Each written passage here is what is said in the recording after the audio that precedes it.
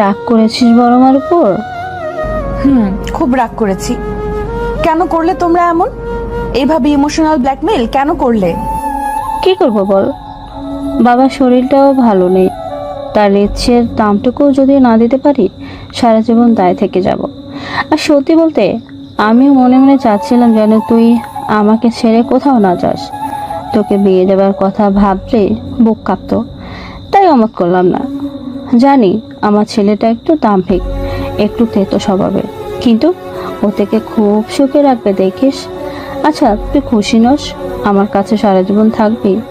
বড় মার আবেগী স্বরে বলা কথাটার সম্মতি না দিয়ে পারল না। দারার বয়স তখন কেবল 6। যখন তার মা সুরাইয়া বেগম ইন্তেকাল করেন, তখন থেকেই নানা বাড়িতে তার বেড়ে ওঠা। মায়ের মৃত্যুর পর অনাথ দারাকে সামনে বসে থাকা নারীটি মাতৃ স্নেহে মানুষ করেছে, তাই তাকে কষ্ট দেবার কথা ভাবতেই অস্থিরতা সৃষ্টি হয় দারার মাঝে।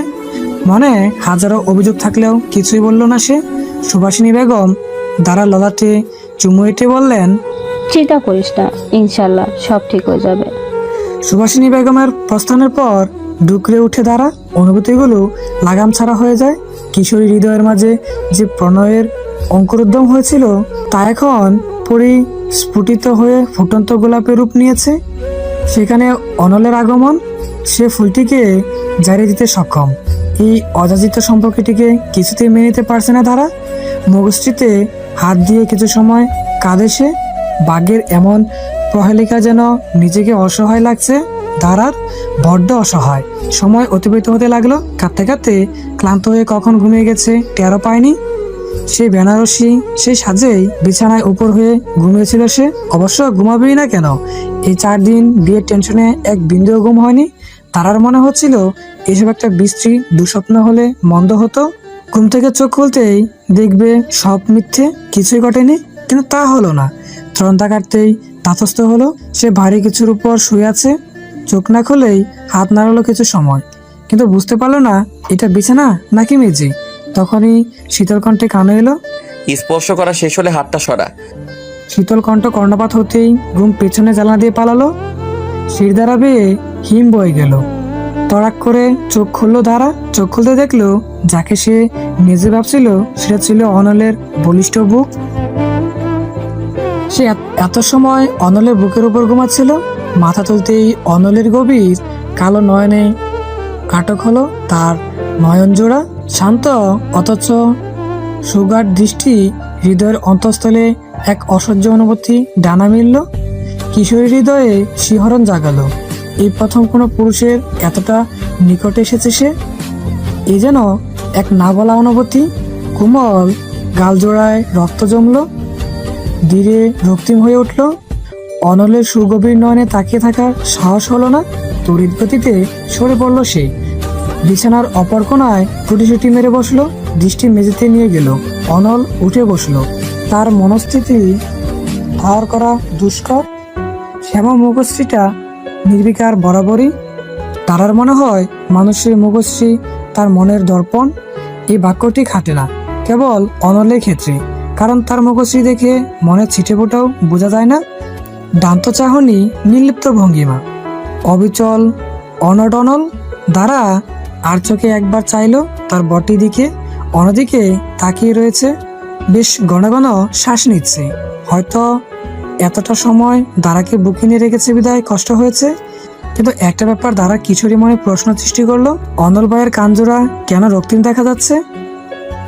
তার কি কানে ব্যথা, নাকি আজ বিয়ের দিনও বড়মা তার কান মুলেছে? প্রশ্নটা মুখ ফুসকে বের হয়ে যেতেও হলো না, কারণ প্রিন্স উইলিয়ামকে এখন চটানো যাবে না। এর থেকে কঠিন প্রশ্ন তাকে করতে হবে। সে প্রশ্ন হলো বৃহৎ প্রশ্ন, 10 মার্কের। এই 1-2 মার্কসের প্রশ্ন করা মানেই নেই। অনল মুখ গোল করে একটা দীর্ঘশ্বাস ছাড়লো। ঈষৎ বিব্রত স্বরে বলল, তুই এখানে ঘুমা, আমি বাহিরে যাচ্ছি। ওরা কেউ নেই বাহিরে, এখন বাহিরে গেলে সমস্যা হবে না। সব কয়টা হয়েছে মির্জাফর, আমাকে পাহারা দেওয়ার জন্য দাদাজানের কাছে ঘুষ খেয়েছে। ভালো লাগে না, যার বিয়ে তার হুঁশ নেই, পাড়াপড়শির ঘুম নেই। অনল উঠে দাঁড়ালো। সাদা পাঞ্জাবির হাতাটি কনুই অবধি গোটালো। এলোমেলো অবিন্যস্ত চুলগুলো বাম হাত দিয়ে টেনে পিছনে নিল। বিছানার পাশে টেবিলে অবলিতভাবে রাখা মানি ব্যাগ এবং সিগারেটের প্যাকেটটা পকেটে পুরে বাইরের দিকে পা বাড়াতেই দাঁড়া থমথমে স্বরে বলে উঠল, কেন বিয়েতে রাজি হলে তুমি অনল ভাই? তুমি না বলেছো এই বিয়ে তুমি করবে না, তাহলে কেন রাজি হলে? ধারা সারাদিন খুব ক্লান্তি গেছে, আমরা এসব নিয়ে কালকে কথা বলবো, তুই রেস্টে। বেশ শান্ত এবং দীর্ঘণ্ঠে কথাটা বলল অনল। সে মোটে এখন এই বিষয়টা নিয়ে কথা বলতে যাচ্ছে না। দাদাজানের ইমোশনাল ব্ল্যাকমেইলের কাছে পরাজিত হবার পর অনাকাঙ্ক্ষিত ভবিষ্যৎ নিয়ে তার ভাবতে ইচ্ছে হয়নি। সে সত্যি জানে না অদূর ভবিষ্যতে এবং দাঁড়ার পরিণয়ে প্রণয়ের ছাপ থাকবে কিনা, নাকি কেবল প্রহেলিকা হয়েই থেকে যাবে এই বিয়েটুকু। দাঁড়া কিশোরীর মনটি যে এখনো অবুঝ। অনলের উত্তরটির দাঁড়াকে শান্ত করার বদলে আরো অস্বস্তি করে তুলল। ভিতরে জমায়িত অভিমানগুলো ক্রোধের রূপ নিল। চুপ করে সহ্য করার সম্ভব হলো না। বিদ্রোহ করে উঠল কিশোরী। ধারা অভিমানী সুরে বলল, কাল কেন? আমি আজই বিহিত চাই। নানা ভাইয়ের সামনে তো খুব বলেছিলে আমার মতো স্টুপিড মেয়ের জন্য জীবন জলাঞ্জলি দিতে পারবে না। সেই সিদ্ধান্তের কি হলো? নাকি বিয়ের পর মত বদলে নিয়েছো? একদিনে এই মন বদলে গেল নাকি? আমি এই বিয়ে মানি না, পারবো না আমি এই অযাচিত সম্পর্ক বয়ে নিতে। অনল ভাই, আমারও ইচ্ছে আছে, পছন্দ আছে। নানা ভাই বৃদ্ধ মানুষ, সে না হয় বোঝেনি, কিন্তু তুমি তুমি কি করে পারলে আমার জীবনটাকে নিয়ে জুয়া খেলা করতে? একবারও বিবেকে বাঁধলো না? তুমি নাকি অতি শিক্ষিত মানুষ, তোমার মতো বিচক্ষণ মানুষ আর হয় না। কি হলো সেসবের? কেন এমনটা করলে তুমি? নাকি আমার সাথে শোধ তুলতে করলে এমনটা? তোমাকে বিরক্ত করার শোধ? আমি উত্তর চাই অনল ভাই, উত্তর দাও। এখন দিবে, আজই দিবে। অনল এত সময় হাত মুষ্টিবদ্ধ করে শুনেছিল। চোয়াল শক্ত হয়ে এলো তার। সারাদিনের ধকল শরীর এবং মন উভয় ক্লান্ত। তার মাঝে এই তীক্ষ্ণ প্রশ্নগুলো যেন শান্ত মস্তিষ্কে আগুন ধরিয়ে দিল। শান্ত অনল অগ্নিমূর্তি ধারণ করলো। পিছন ঘুরেই ঝুঁকে দাঁড়ালো দাঁড়ার দিকে। তারার চোখে চোখ রাখলো। অনলের এমন কাজে খানিকটা ভরকালো দাঁড়া। ঈষৎ কেঁপে উঠল সে। অনলের জ্বলন্ত চোখ জোড়াতে তাকাতেই গলাটা শুকিয়ে গেল দাঁড়ার। কিন্তু সেদিকে অনলের ভ্রুক্ষেপ হলো না। তীক্ষ্ণ স্বরে বলল, তোর কি মনে হয় আমি তোকে ভালোবাসি? আমার বুকের মধ্যেখানে তোর জন্য অনুভূতিটা জোয়ার আনে। আমার বদ্ধ মস্তিষ্কে তোর নামের সুপ্ত আবেগ আছে, যা প্রতিনিয়ত আমি লালন করি পরম যত্নে। আত্মজেদি দাম্ভিক মানুষের মাঝে যে রক্ত মাংসের হৃদযন্ত্রটা, তা তোর জন্য স্পন্দিত হয় প্রতিক্ষণ। স্পন্দনগুলো বেসামাল হয়ে যায় তোর জন্য। তোর তাই মনে হয়? দাঁড়া ভ্রিমুর দৃষ্টিতে তাকিয়ে আছে অনলের দৃষ্টির দিকে। শান্ত বাঘিনীর মতো চোখ জোড়া জ্বলছে। ছাইপা আগুনের মতো জল জল সেই কয়লাটির মতো জ্বলছে। দাঁড়া উত্তর দিল না, তবে এক তীক্ষ্ণ হাহাকার করে উঠল ভেতরটা। অনল সোজা হয়ে দাঁড়ালো। ক্রোধ সংবরণ করলো বড় বড় শ্বাস ছেড়ে। তারপর শীতল কণ্ঠে বলল, তোর যেমন হাত পা বাঁধা, আমারও। দাদা জানে শরীর খারাপ, সে অসুস্থতাকে ঢাল বানিয়েছে। আর সত্যি বলতে তোকে সে মাত্রাতিরিক্ত ভালোবাসে। আমি চাই না তোর জন্য অযথা চিন্তা করতে করতে সে অসুস্থ হোক। আমি চাই না বেলা শেষে একজন ব্যর্থ নাতির ট্যাগ মাথায় নিতে। তার কিছু হলে নিজের কাছে অপরাধী হয়ে যাব। আর বাকি রইল এই বিয়ে। আমি আমার সর্বস্ব দিব, যেন তোর কোনো অসুবিধা না হয়। আমার পক্ষ থেকে কখনোই কোনো অসুবিধা হবে না। তুই আমার স্পেসে প্রবেশ করবি না, আমিও তোর স্পেসে যাব না। এতকাল যেমন ছিলাম সেভাবেই থাকবো। এই সম্পর্কটা শেষ বাক্য বলার অধিকার শুধু তোর। কথা দিলাম। তারাকে কোনো উত্তর দেবার সুযোগটি দিল না অনল। হনহন করে বেরিয়ে গেল সে। নীরব আধারে বসে রইল তারা। ধীরে ধীরে শান্ত হয়ে উঠল পরিবেশ। নিবিড় স্তব্ধতা বিরাজ করলো ঘরটিতে। দাঁড়া উঠে দাঁড়ালো জানালার কাছে। আকাশ দেখা যাচ্ছে। আজ আকাশটাও গা ঢাকা দিয়ে ক্ষিপ্ত হলো। মেঘের আড়ালে এক হাহাকার বিদ্যমান। হাহাকারটি কি তার হৃদয়ে নাকি প্রকৃতিতে জানা নেই, তবে চোখগুলো শান্ত রইল না। বিষাদ সিদ্ধ উপচে উঠল। অনলের কথাগুলো অবিচকের মতো ন্যায়, তবুও কেন যেন অশান্ত হয়ে উঠল। নিবৃত্ত চিত্ত মানুষই সত্যিই প্রহেলিকা। যাকে বোঝাই দায় হয়ে উঠেছে, তার সাথে সারা জীবন কি করে পার করবে দাঁড়া জানা নেই, কিছুই জানা নেই। পরদিন দাঁড়ার ফোলা চোখ মুখের জন্য হাজার প্রশ্নের সম্মুখীন হলো সুভাষিনী বেগমের কাছে, কিন্তু কোনো উত্তর দিতে পারলো না। চুপ করে খাবার টেবিলে বসলো সে। সেখানে অনলের মুখোমুখি হলো। তার মুখশ্রীতে বিষণ্ণতার ছাপ পেল। নির্ঘুম রক্তিম চোখ জোড়া নামিয়ে রাখলো সে। অপরদিকে জামাল সাহেবকে দেখা গেল অতি প্রসন্ন। কে বলবে তার 4 দিন আগে হার্ট অ্যাটাক হয়েছিল। তিনি দিব্যি রুটিতে বাজি বয়ে খাচ্ছেন। অবশ্য চিন্তা না থাকলে সবাই সুস্থ থাকে, এই দুশ্চিন্তাই সকল রোগের উৎস।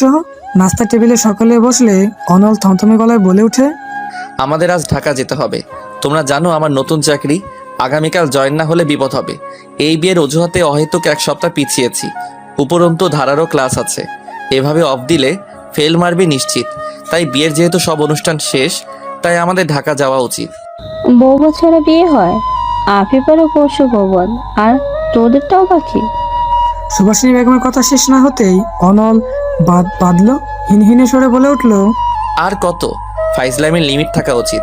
দাদাজানের অসুস্থতার কথা ভেবে বিয়ে করেছি বলে তোমরা আমাদের নিয়ে সার্কাস শুরু করবে, সেটা তো মানতে পারবো না। প্লিজ এবার রেহাই চাই, এবার ক্ষান্ত হও প্লিজ, হাত জোর করছি। অনল কথাটা বলেই হন হন করে ভেতরে চলে যায়। নাস্তার টেবিলে এক অস্থিরতা, নীরবতা নেমে আসে। জামাল সাহেব অপারদিনে নজরে তাকিয়ে থাকেন, নয়তো নাতুর যাবার পানে জিদ দেখিয়ে কি ভুল করে ফেললেন? প্রশ্ন উকি দিতেই যদি অন্তরাত্মা প্রতিবাদ করে উঠল, যা করেছেন নাতি নাতি সুখীর জন্যই করেছেন। ওরা এখন না বুঝলেও একদিন ঠিকই বুঝবে। অপরদিকে দ্বারা চিন্তিত হয়ে উঠল। চিন্তার কারণ ভার্সিটি। বিয়ে খেতে এসে নিজের বিয়ে হয়ে যাবার মতো নাটকীয় ঘটনা প্রকাশ করলে বন্ধু মহলে নিউজ হয়ে যাবে সে। বিশেষ শিরোনাম হবার ভয়টা তাকে প্রচণ্ডভাবে নাড়িয়ে দিল। আরও একটি ভয় মাথা চড়া দিয়ে উঠল, সাথে সাথে প্রচণ্ড টিটকুটে একটা যন্ত্রণা অনুভব হলো। যন্ত্রণাটির নাম জানানি দ্বারার ভার্সিটির কৃষ্ণচূড়া গাছটা নুয়ে পড়েছে। স্বর্ণালী সকাল, লাল কৃষ্ণচূড়া, নীল অম্বর, মৃদু বাতাস, এ যেন কবির লেখা কোনো কবিতার পটভূমি। এত সৌন্দর্যের মাঝে এক মন খারাপ বিরাজমান। বিষণ্ণতা যেন সৌন্দর্যকে আরো ভয়ানক সুন্দর করে তোলে। কিন্তু দ্বারা অপেক্ষা করলো এই সৌন্দর্য। ব্যাগটা শক্ত করে ধরে এলোমেলো পায়ে সে হাঁটছে ক্লাসের দিকে। ঘুমহীন আরো একটি রাত কাটলো, তাও আবার অনলের ঘরে। সেই ঘরটিকে বাঘের ঢেরা মনে হতো। সেই ঘরে ঘুম না আসাটাই স্বাভাবিক। আরও একবার নানা ভাইয়ের জন্য দাঁড়াকে অনলের ঘরে যেতে হলো। এক বিছানা থেকেও যেন তাদের মাঝে ছিল ক্রুশের মতো দূরত্ব। ঘুমহীন রাতটি শেষ হলে যেন বাঁচে সে। পূর্ব আকাশে রক্তিম সূর্যটি নিজের অস্তিত্বের জানান দিতেই উঠে পড়ল। তারপর নিজ ঘরে প্রস্থান করলো। ঘুমন্ত অনল টের পেল কিনা কে জানে। তারপর 9টা বাজতেই চলে এলো ভার্সিটিতে। নানা ভাইয়ের প্রশ্ন মুখোমুখি হতে চায় না সে। ক্লাসে আসতেই মাহির দেখা মিলল। তার ভালো বান্ধবী বিদায় দুজনের মাঝে বেশ সখ্যতাও আছে। মাহি হুট করে প্রশ্ন ছুড়ল, কিরে বিয়ের কি অবস্থা? প্রশ্নটি শুনেই বেশ চমকে উঠলো তারা। ওরা কি জেনে গেছে? মাহি তখন বলল, আরে আফি আপুর বিয়ে। তারা যেন হাঁপ ছাড়লো, ছোট্ট একটা বলেই বসলো বেঞ্চে। তারা বিষণ্ণতা ভাবালো খুব মাহিকে, কিন্তু সে গাঁটলো না, উল্টা বলল, আজ আমাদের নতুন স্যার আসবে। আব্দুল্লাহ স্যার তো কানাডা চলে গেছেন, ওনার হাফ কোর্স নতুন লেকচারার পূরণ করবে। মেয়েরা বলছিল না কি বেশ সুদর্শন, তুই দেখেছিস? মায়ের কথাগুলো শুনে যেন বাষ্প উড়ে যাচ্ছে। দ্বারা সেদিকে কোনো ভ্রুক্ষেপ নেই। সে নিজের বিবাহ বিভ্রান্তির সত্যতা নিয়েই চিন্তিত। এরই মাঝে 10টা বাজলো। আজকের দিনের মতো ক্লাস শুরু হলো। নতুন স্যারের আগমন ঘটলো। নতুন স্যার প্রসন্ন চিত্রে বললেন, গুড মর্নিং। কিন্তু গুড মর্নিং দ্বারা চিন্তার জোয়ারে আঘাত হানলো। বাস্তবে ফিরতেই দারুণ বিস্ময় তাকে ঘিরে ধরলো। যথারীতি তার মাথায় বজ্রপাত হলো। বিস্ফোরিত চোখে তাকিয়ে থাকলো সামনের মানুষটি দেখে। অস্পষ্ট স্বরে মুখ থেকে অজান্তে বের হলো, অনল ভাই। দাঁড়ার মস্তিষ্কে অকেজো লাগছে। সাদা শার্ট, কালো প্যান্ট পরিহিত ফিটফাট ব্যক্তিটি হোয়াইটবোর্ডের সামনে দাঁড়িয়ে আছে। তার সাদামাটা মুখশ্রীতে বিস্মিত হাসি, হাতে মার্কার। মোটা ক্যালকুলাসের বইটি খুলে অঙ্ক তুলতে লাগলো। এদিকে দাঁড়ার মস্তিষ্ক শূন্য, তার স্নায়ুকোষ রেশারেশি চলছে। অনল নামক ব্যক্তিটি এখানে, শুধু এখানে নয়, সে তার কোর্স টিচার। ব্যাপারখানা ভাবতেই মাথাটা ঘুরে উঠল। অজস্র চিন্তায় মস্তিষ্ক হানা দিল। কপালে বিন্দু বিন্দু ঘাম জমতে লাগলো। দাঁড়ার মনে হলো সে মাথা ঘুরে পড়ে যাবে। অনল তার বহুদিনের প্রাইভেট চাকরিটি ছেড়ে একটা নতুন চাকরি নিয়েছে। ব্যাপারটা দাঁড়ার অবগত ছিল, কারণ যেদিন অনলের চাকরির অ্যাপয়েন্টমেন্ট লেটার এসেছিল সে পুরো পরিবারকে জম্পেশ বিরিয়ানি খাইয়েছিল। মহা আনন্দিত অনলকে সেদিন সাবেক মানুষের ন্যায় হাসতেও দেখেছিল। অবশ্য হবেই বা না কেন, বড় মামা বলেছিল এই চাকরি নাকি অনলের স্বপ্ন ছিল, কিন্তু এই চাকরিটা যে শিক্ষকতা এবং তাও তার ভার্সিটির, সেটা গুণাক্ষরেও টের পায়নি। বাড়িতে একই ঘরে লোকটির সাথে থাকা অসহনীয় হয়ে উঠেছে। হাড় মাংস জ্বালে দিয়েছে তথাকথিত প্রিন্স উইলিয়াম। গত রাতের কথাই ধরা যাক, হিংসুটে লোকটি ঘরের লাইট জ্বালিয়ে রেখেছিল। এদিকে লাইটের তীব্র আলোটা পড়েছিল সরাসরি দাঁড়ার চোখে। দাঁড়া যখন বিনয়ী স্বরে বলেছিল, অনল ভাই লাইট অফ করো, আমি ঘুমাবো। অনল তখন ল্যাম্পপোস্টে কাজ করছিল। চোখ স্থির রেখেই ঠোঁট বাঁকিয়ে বাঁকা হাসি আসলো সে, যার অর্থ আসো, এবার খেলা হবে। অনলের নির্বিকার মুখশ্রীর এই মিসকে হাসিটি দাঁড়ার অপরিচিত। তারা বুঝলো সে অসহায়, এই মানুষটির হাতে না মেরে তাকে বাতে মারবে। কাজ করতে করতেই অনল ঠেসমারা সরে বলল, আমি কাজ করছি আর আমার ঘরে লাইট সারা রাত অন থাকে। দাঁড়া তীর্যক চাহনিতে তাকিয়ে রইল নিষ্ঠুর মানুষটির দিকে। প্রচণ্ড ক্রোধ তখন বর করল সমস্ত শরীরে।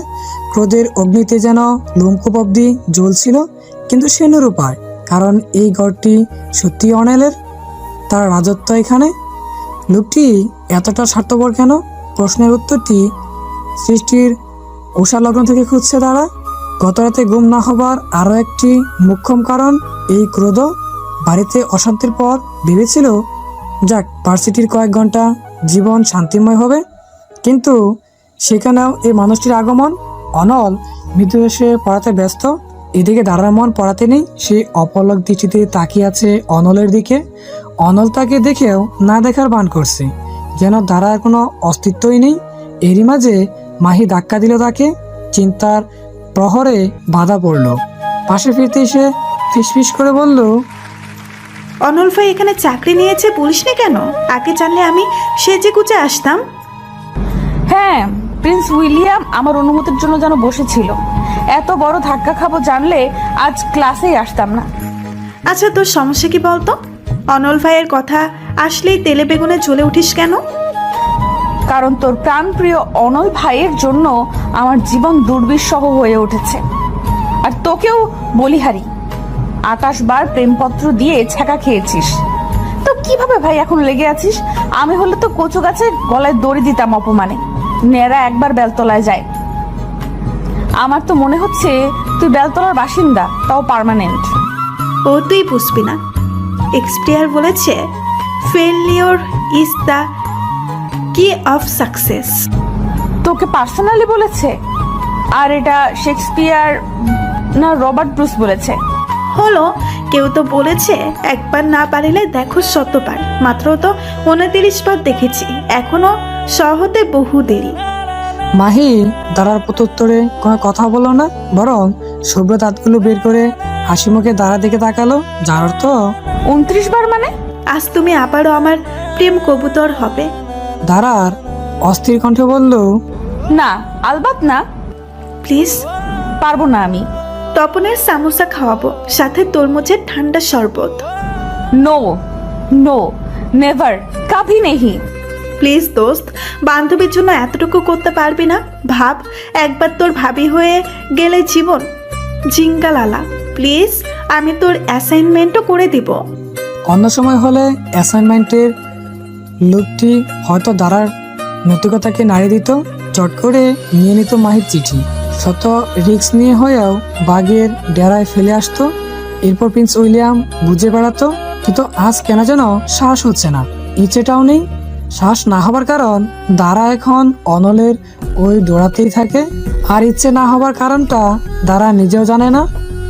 গাল ফুলিয়ে একটা দীর্ঘশ্বাস ফেলে সে অধৈর্য হয়ে বলে, দেখ মাহি, আমার সমস্যা চিঠি পৌঁছে দেওয়ায় না, সমস্যা খচ্চর মানুষটার ঠেস দেওয়া কথা শোনায়। ও ঠিক আমার সামনে আসবে, খচাত করে তোর চিঠি ছিঁড়ে ফেলে দিবে। বান্ধবী হয়ে এটা কার দেখতে ভালো লাগে? এর চেয়ে বরং সুদর্শন পুরুষকে যেহেতু মন দিবি, তাহলে দিগন্ত, অভিক, নীরব, এদের দেখ। হ্যাঁ, হয়তো প্রিন্স উইলিয়াম না, কিন্তু মনের দিক থেকে তারাও রাজা সিরাজউদ্দৌলা। মাহির মনটা মিয়ে গেল খানিকটা। সে কিশোরীকাল থেকে একজন পুরুষের প্রতি সে আকর্ষিত হয়েছে। এটা কি কিশোরী মনের আবেগ বলে নাকি ভালোবাসা তা জানা নেই। তাই তো এত প্রত্যাখ্যানের পরও আবারও চিঠি পাঠাবার সাহস করেছে সে। মাহি আবেগী কণ্ঠে বলল, এভাবে হয় না ধারা, ওরা আমার বন্ধু, কিন্তু আমি অনল ভাই ক্রাশ।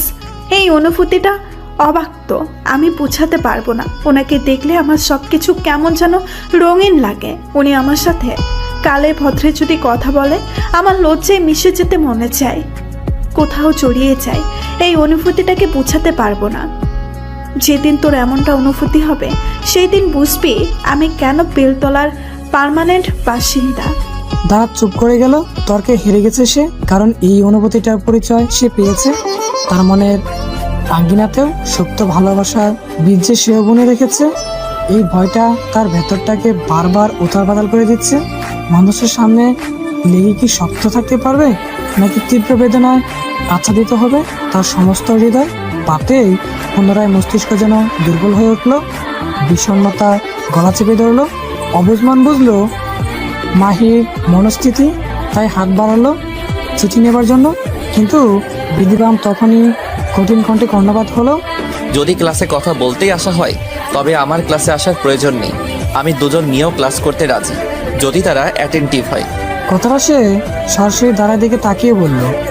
ফলে সারা ক্লাসে কেন্দ্রবিন্দু হয়ে উঠলো তারা। পিছনের বেঞ্চে বসে থাকা অবিক কলম দিয়ে খুঁচালো তাকে। ফলে দাঁড়ার অস্বস্তি ফিরল। সামনে তাকাতেই মুখোমুখি হলো অনলের তীক্ষ্ণ দৃষ্টির। নির্বিকার শক্ত মুখশ্রী। তাড়াতাড়ি মাথা নামিয়ে ফেলে ভেবেছিল হয়তো এখানে ক্ষান্ত হবে অনল, কিন্তু না, সে রীতিমতো বলল, তুমি second column, 4th row, second one. দাঁড়াও, এতক্ষণ যা বুঝিয়েছি বুঝেছো? দাঁড়া বুঝলো এটা প্রিন্স উইলিয়ামের অপমান করা ফোন দিন। সারা ক্লাসের নজর তার দিকে। ছোটবেলায় 60-70 জনের ক্লাসে ভূতের মতো দাঁড়িয়ে থাকাটা অতটা গুরুতর ছিল না, যতটা না ভার্সিটির মাত্র 45 জন মানুষের মাঝে দাঁড়িয়ে থাকা। সকলের তীক্ষ্ণ বিস্তৃত দৃষ্টি কেন্দ্রবিন্দু হওয়ার মতো বিব্রতকর পরিস্থিতি যেন দ্বিতীয়টি নেই। দাঁড়া কোনো মতে মাথা তুলিয়ে বলে, জি। তাহলে পরের ইকুয়েশনটি কি হবে? অনলের নির্লিপ্ত প্রশ্নের উত্তর নেই দাঁড়ার কাছে, কারণ সে তার একটা কথাও শোনেনি। বোঝা তো দূরের কথা, দাঁড়াকে মাথা নিচু করে থাকতে দেখে অনল একটা দীর্ঘশ্বাস ফেললো। বাঁ হাতের বৃদ্ধি আঙুলি দিয়ে কপাল ঘষলো, এরপর শান্ত কণ্ঠে বলল, দেখো, তোমাদের পানিশমেন্ট দেবার বয়স নেই, যথেষ্ট বড় তোমরা, ভার্সিটিতে পড়ো, অনেকে এখানে এনআইডিধারী, সুতরাং তোমাদের বকাঝোকা করা অত্যন্ত লজ্জাজনক ব্যাপার। অন্য স্যাররা কেমন আমি জানি না, তবে আমার ক্লাস মাছের বাজার হবে এটা আমার পছন্দ নয়। এখানে কথা হবে ক্যালকুলাস বিষয়ক। আজ প্রথম দিন, তাই কিছু বলবো না, তবে এরপর থেকে কথা বলার ইচ্ছে হলে সোজা বাহিরে চলে যাবে। আমি তোমাদের উপস্থিতির মার্ক কাটবো না, তবে যদি আমি দেখি আমাকে ডিস্টার্ব করছো, তবে পরীক্ষায় বসা মুশকিল হয়ে যাবে। নীরব ক্লাস, সকলের মুখে আতঙ্ক। সুন্দর মানুষের বাক্য এতটা কঠোর হতে পারে, সেটা যেন অবিশ্বাস্য। এদিকে দ্বারা এখনো নতমস্তক দাঁড়িয়ে আছে। রাগ, ক্ষোভ, অপমান সবকিছু মিলিয়ে মিশিয়ে যেন একাকার হয়ে গেছে।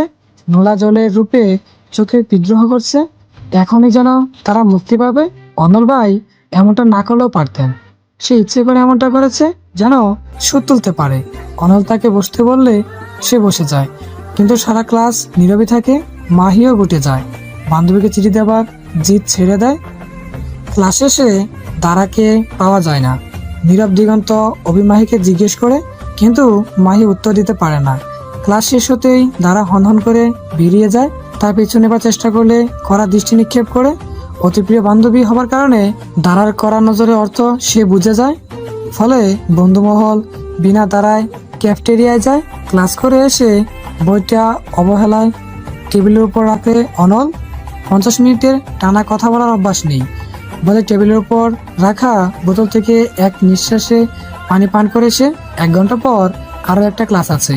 মাথার উপর ফ্যান ঘুরছে, তবুও যেন অসহনীয় উত্তাপ যা করছে শরীর। শার্টের হাতাটা গুটিয়ে চেয়ারে গায়ে এলিয়ে দেয়। তখনই পিয়ন হাশেম মামা আসেন, বিনয় স্বরে বলেন, স্যার কিছু কি লাগবে? ঠান্ডা কিছু হবে? ট্যাং দেই? দিন। হাসিম মামা চলে যাওয়ার পর ডান বাহু চোখের উপর দিয়ে বসে থাকে, একটু শান্তি লাগছে। পর মুহূর্তে ক্লাসে ঘটে যাওয়া ঘটনা স্মরণ আসে। দাঁড়ার মূর্ছা যাওয়ার বড়কান্ত মুখশ্রী ভাসছে। এতটা করা না হলেও হতো, কিন্তু মেয়েটা এত কথা বলে প্রথম 2-3 বার উপেক্ষা করলেও শেষমেশ করে ধরে রাখতে পারলো না। আজ বুঝেছে তার রেজাল্ট কেন বাজে। ক্লাসে খেলা থাকলে কি রেজাল্ট ভালো হবে? এরই মাঝে সজোরে দরজা খোলা শব্দ আসে। অনল সাহেব, হাসিম মামা হয়তো এসেছেন, কিন্তু ভুল। এ তো ধারা। রক্তিম চোখে রাগান্বিত দৃষ্টিতে তার দিকে তাকিয়ে আছেন। অনল সোজা হয়ে বসলো, হালকা কেসে স্বাভাবিক কণ্ঠে বলল, কি চাই? উত্তরটা পাওয়া হলো না, বরং তড়িৎ বেগে তার নিকট ছুটে এলো। তারা শার্টে কলার চেপে ধরে তীক্ষ্ণ সুরে বলল, প্রশ্নটা আমারও, কি চাই? বাড়িতে জ্বালিয়ে শান্তি হচ্ছে না, এখানেও আমাকে জ্বালাতে হবে? শত্রু ছিলে তাই না? ক্লাসে আমাকে অপমান করে খুব মজা পেয়েছো। শোনো অনল ভাই, এক মাঘে শীত যায় না। এখানে আমি তোমার ছাত্রী, কিন্তু বাসায় আমি তোমার বউ। তোমাকে কিভাবে তুর্কি নাচন নাচাই সেটা দেখো। আমার নামও ধারা, মনে রেখো। অনল বিমূঢ় দৃষ্টিতে তাকিয়ে আছে। বউ শব্দটি তার মস্তিষ্কে স্নায়ুকোষে পৌঁছাতে সময় নিল। তার মুখে যেন কথা নেই, সব কথা যেন পাম্পায়িত হয়ে গেছে। চোখগুলো বিস্ফোরিত অপরাধ দৃষ্টিতে রুদ্ররূপী ধারাকে দেখছে সে। ধারা বুঝলো না সে কি ভয় পেয়েছে নাকি অতি শোকে বাকশক্তি হারিয়ে ফেলেছে। তবে প্রিন্স উইলিয়ামকে এভাবে থামিয়ে দিতে পেরে নিজেকে ভাবা দিতে ইচ্ছে হলো। এক প্রশান্তি ঢেউ বয়ে গেল যেন, একেই হয়তো আত্মাশান্তি বলে। কিন্তু এই খুশি টেকসই হলো না যখন একটা মৃদু স্বর কানে এলো। ভুল সময়ে চলে এলাম নাকি? তারার প্রশান্তির ঢেউ তিক্ত বিষাদে পরিণত হলো। যে ভয়টা পাচ্ছিল সেটাই হলো। অবশেষ মানুষটির মুখোমুখি হতেই হলো। অনল দাঁড়ার দিকে তাকাতে দেখলো তার প্রিয় বন্ধু প্লাবন দাঁড়িয়ে আছে। প্লাবনকে দেখা মাত্র নিজের পরিস্থিতি জ্ঞান হলো তার।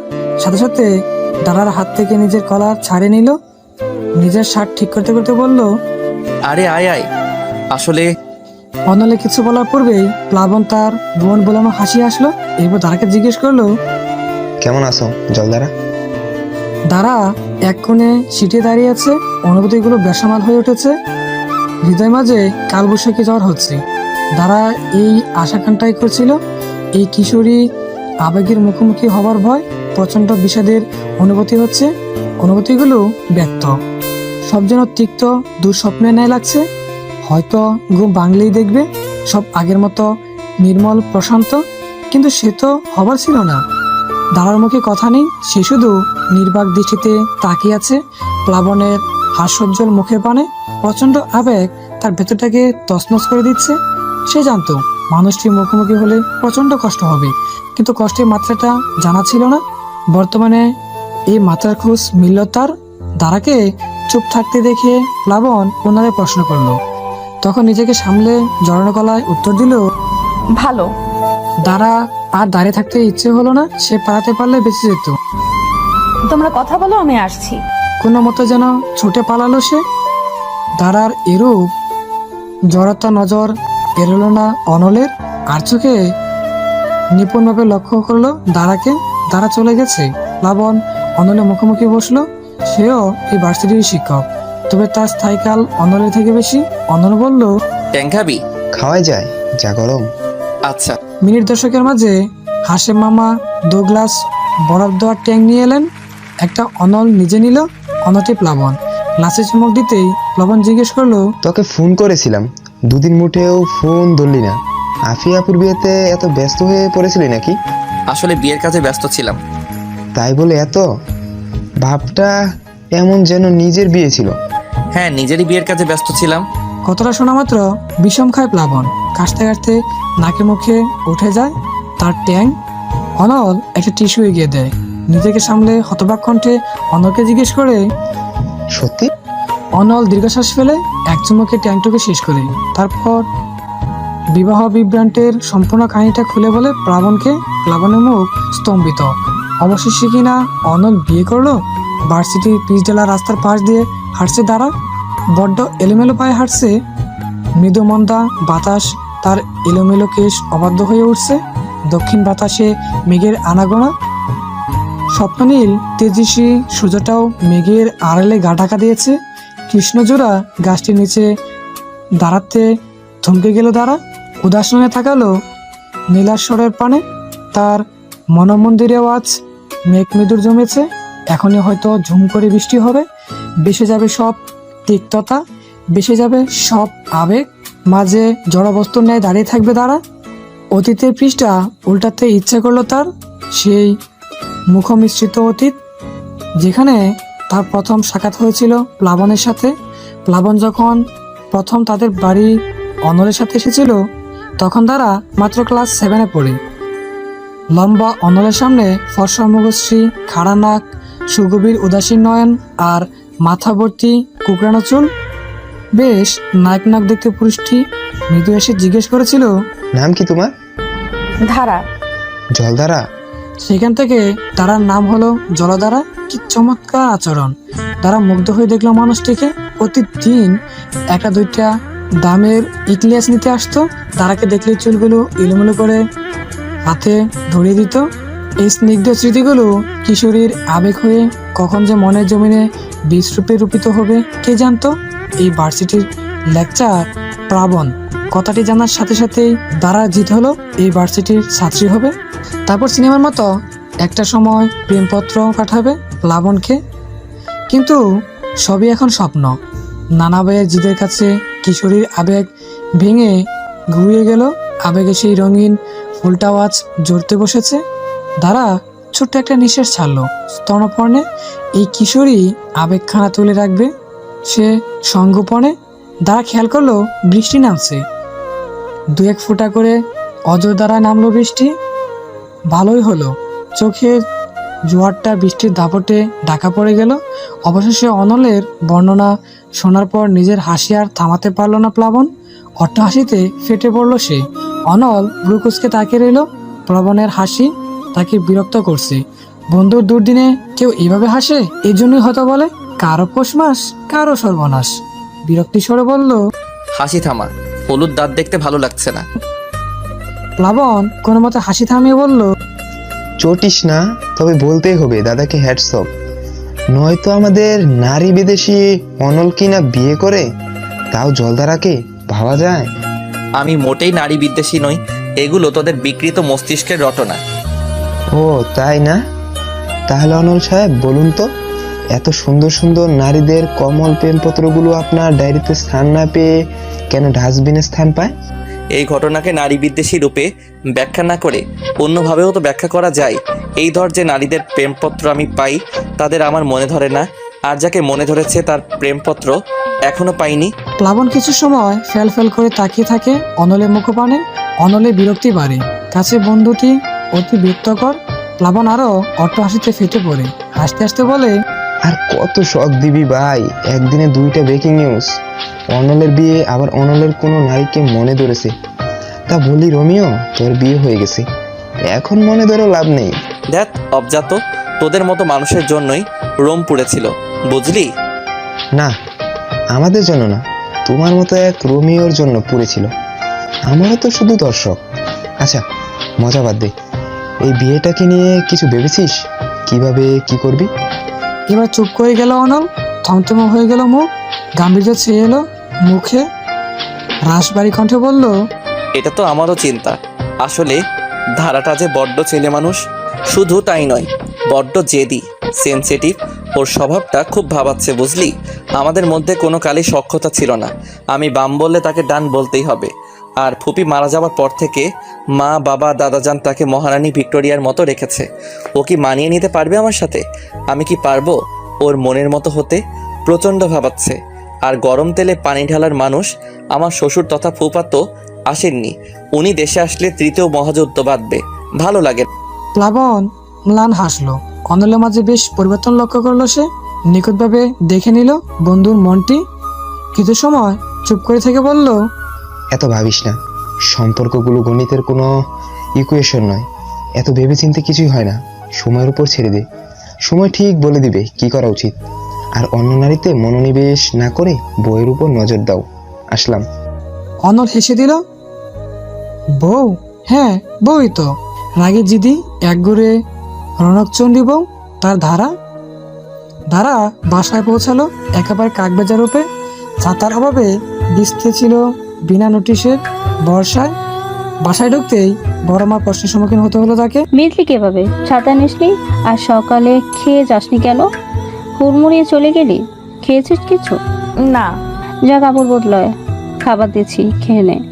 বিষণ্ণ মনটা কথা বলতে ইচ্ছে করছে না, তাই মাথা তুলেই রওনা দিল নিজ ঘরের পানে।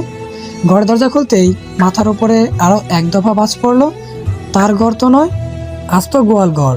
সব জিনিস এদিক এদিক অবহেলায় পড়ে রয়েছে। আর খাটের উপর ছোট মার যমজ দু কন্যা এশা এবং আশা একে অপরের চুল টানছে। ঠিক কি কারণে তাদের ঝগড়া চলছে জানা নেই। একে মন খারাপের স্তূপ। উপরে এমন অসহনীয় অবস্থা ঘরের। তারার মাথায় আগুন জ্বলে উঠল। ভিতরে যে দুটো ঠাট্টা মেরে দিল। কড়া কণ্ঠে বলল, এটা কি মাছের বাজার?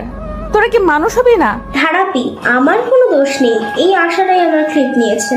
এটা তোর না, ধারাপু ক্লিপ, আর খাটের এপাশ আমার।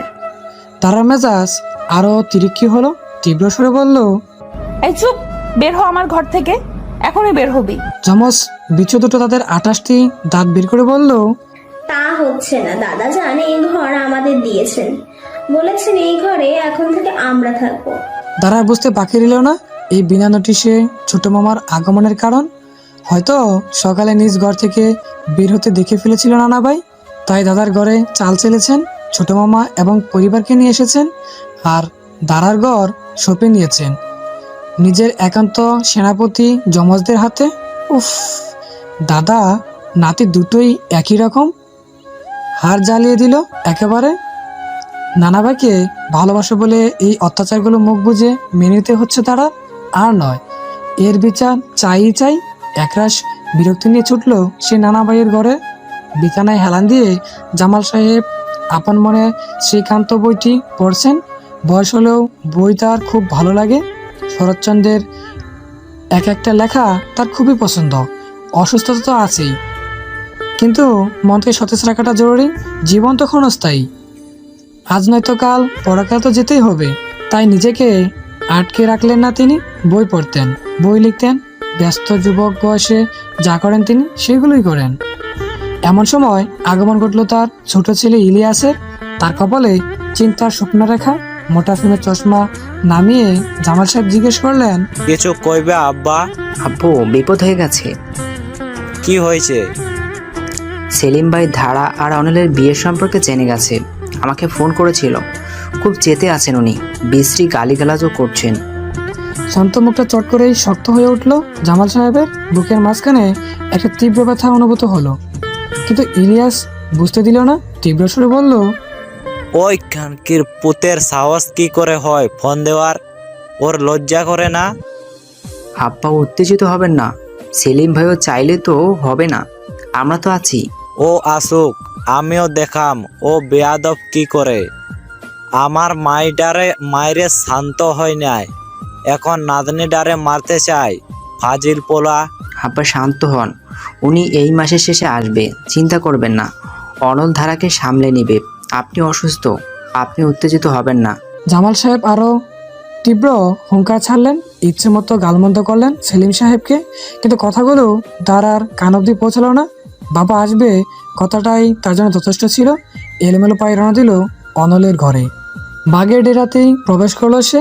গা এলে দিল বিছানায়। অনুভূতিগুলো মিলেমিশে একাকার হয়ে যাচ্ছে। প্রচন্ড কান্না পাচ্ছে, প্রচন্ড কান্না। ফ্যানের দিকে তাকিয়ে থাকতে থাকতে কখন যে ঘুমিয়ে গেল টেরটিও পেল না। এই ঘুমটি দীর্ঘকালের নয়, হলে হয়তো ভালো হতো। চিরকালের হলে হয়তো তারা মুক্তি পেত। অনল বাড়ি ফিরলেও সন্ধ্যার আগ মুহূর্তে কাজ শেষ করে আড্ডা দিতে দিতে কখন বিকেল ফিরে গেছে টের পায়নি। যেমন ছিল হালকা। ব্যস্ত দিনের নিষ্পত্তির পর সবাই বাড়ি ফিরতে ব্যস্ত, তাই যানজট তো হবেই। অনল বাড়িতে ঢুকতেই ছোট মামার দেখা পেল। নিষ্পাপ কণ্ঠে সালাম দিয়ে রুমে গেল সে। বড্ড ক্লান্ত শরীর, এতদিন পর টানা কথা বলেছে সে, গলাও ব্যথা করছে। নীরব স্নিগ্ধ আধারে নির্মজ্জিত করে প্রবেশ করতেই শান্তির স্নিগ্ধ ঢেউ বয়ে এলো অনলের হৃদয়। কি শান্ত পরিবেশ। অনল লাইট না জ্বালিয়ে ড্রেসিং টেবিলের সামনে দাঁড়ালো। ঘড়ি, মানি ব্যাগ সব রাখলো সেখানে। তারপর আয়নার দিকে তাকাতেই দেখলো একটা কালো অব্যয়ের প্রতিবিম্বটি ঠিক তার পেছনে, অগোছালো চুল মুখে সামনে লেপটি আছে, উদ্ভ্রান্ত শান্ত দৃষ্টি, জামা কাপড় এলোমেলো, ক্লান্ত মস্তিষ্ক মূর্তি জমে গেল। বুক কেঁপে উঠল অনলের। তার ঘরে কারোর উপস্থিতি হতে পারে কথাটা যেন মাথায় ছিল না। প্রচণ্ড ভয় তাকে ঘিরে ধরলো, কপালে ঘাম জমতে লাগলো। ভয় মিশ্রিত চোখে পেছনে ফিরতেই মনে হলো অব্যটি তার কাছে আসছে। কাল সামলাতে না পেরে মাটিতে বসে পড়ল সে। জোরানো সুরে চেঁচালো, ভূত ভূত। সাথে সাথেই অব্যটি লাট জ্বালালো। এলোমেলো চুল মুখের উপর থেকে সরাতে সরাতে নিদারুণ অসহায় কণ্ঠে বলল, অনল ভাই, ভূত না, আমি ধারা। অনল এখনো ভয়ার্ত চোখে তাকিয়ে আছে দাঁড়ার দিকে। দাঁড়া খেয়াল করলো সে প্রচণ্ড ঘামছে। তার ঠোঁটের উপর বিন্দু বিন্দু ঘাম জমেছে, চোখগুলো বিস্ফোরিত হয়ে আছে, মুখ ফুলিয়ে জোরে জোরে শ্বাস নিচ্ছে। বৃত্ত সন্ত্রস্ত অনলকে দেখে তারাও খানিকটা বিচলিত হয়ে যায়। টেবিলে রাখা বোতলটি এগিয়ে বলে, শান্ত হও, আমি পানি খাও, ভালো লাগবে। অনল কাপা হাতে পানির বোতলটা নিল। এক নিঃশ্বাসে পানি খেলো সে। এখন একটু স্বাভাবিক লাগছে। ভয়টা এখনো পুরোপুরি কাটেনি। বুকটা ঈষৎ কাঁপছে, হৃদস্পন্দন বেসামাল এখনো। হয়তো পালস অটোমিটারে মাপলে 100-এর উপরে পালস পাওয়া যাবে। অনল কিঞ্চিত স্বাভাবিক হতেই ফট করে ধারা প্রশ্ন ছুড়ে দিল, তুমি কি ভূতে ভয় পাও অনল ভাই? প্রশ্নটা কর্ণপাত হতেই তীব্র লজ্জা ঘিরে দিল অনলকে। 28 বছরের তাগড়া যুবক নাকি ভূতে ভয় পায়? ব্যাপারটা শুধু হাস্যকরই নয়, চরম লজ্জাজনক। উপরন্ত এতকাল তার বাপ গম্ভীর্যের জন্য ছোট ছোট ভাই বোনদের মাঝে একটা দাপট আছে। বড় হবার কারণে সবার উপর একটা রাজত্ব খাটানোর অধিকারটি তার জন্মলগ্ন থেকে প্রাপ্ত। সেখানে এত বড় দুর্বলতাটি যদি প্রকাশে চলে আসে, তবে মান ইজ্জতের আর রেহাই হবে না। তার থেকেও বড় কথা, একজন গণিতের টিচার কিনা ভূতে ভয় পায়, এ যদি সমাজ জানে তবে আর মুখ দেখাবার জায়গা থাকবে না। অবশ্য এতে তার দোষ নেই। ভয় একটা প্রবৃত্তি যা মনের অজান্তেই চুপিসারে ঢুকে পড়ে মনের গহীনে। তারপর ধীরে ধীরে তা বিস্তার লাভ করে, শাখা প্রশাখায় মিলে নিজের রাজত্ব তৈরি করে। মস্তিষ্কের অজান্তেই এই ভয়ের বিস্তার হয়। তারপর কোনো এক ঘটনায় গাপটি মারা ভয় লাফিয়ে বেরিয়ে পড়ে। অনলের সাথেও তাই হয়েছে। ছোটবেলায় বৃষ্টির চিঠিটুকু এতকাল বুকের ভেতরে গাপটি মেরেছিল, হঠাৎই ওই রূপ ধারাকে দিকেই তা বেরিয়ে এসেছে। এটার যুক্তিও অনল তৈরি করেছে। তার মনে ছিল না দাঁড়া এখানে থাকে। সারাদিনের ক্লান্তিতে তার মস্তিষ্ক প্রায় বন্ধ হওয়ার পর্যায়ে ছিল। আলো আদায় মিশ্রণে ওভাবে দাঁড়ার অবয়বে তার চিন্তা শক্তি লোপ পেয়েছে। তাই অজান্তেই বুদবুদ বলে চেঁচিয়েছে। এটা অচেতন মানুষের কারসারি ব্যতীত কিছুই নেই। যদি হিম হতো বেখেয়ালি আদাদির চরিত্র ভয় পেতে পারে, মিছির আলের মতো শক্ত মস্তিষ্কের নিপুণ চিন্তা বুদ্ধিমান চরিত্র ভয় পেতে পারে। এত অনল শার্লক হোমসও একবার ভয় পেয়েছিল, কবে মনে নেই অনলের।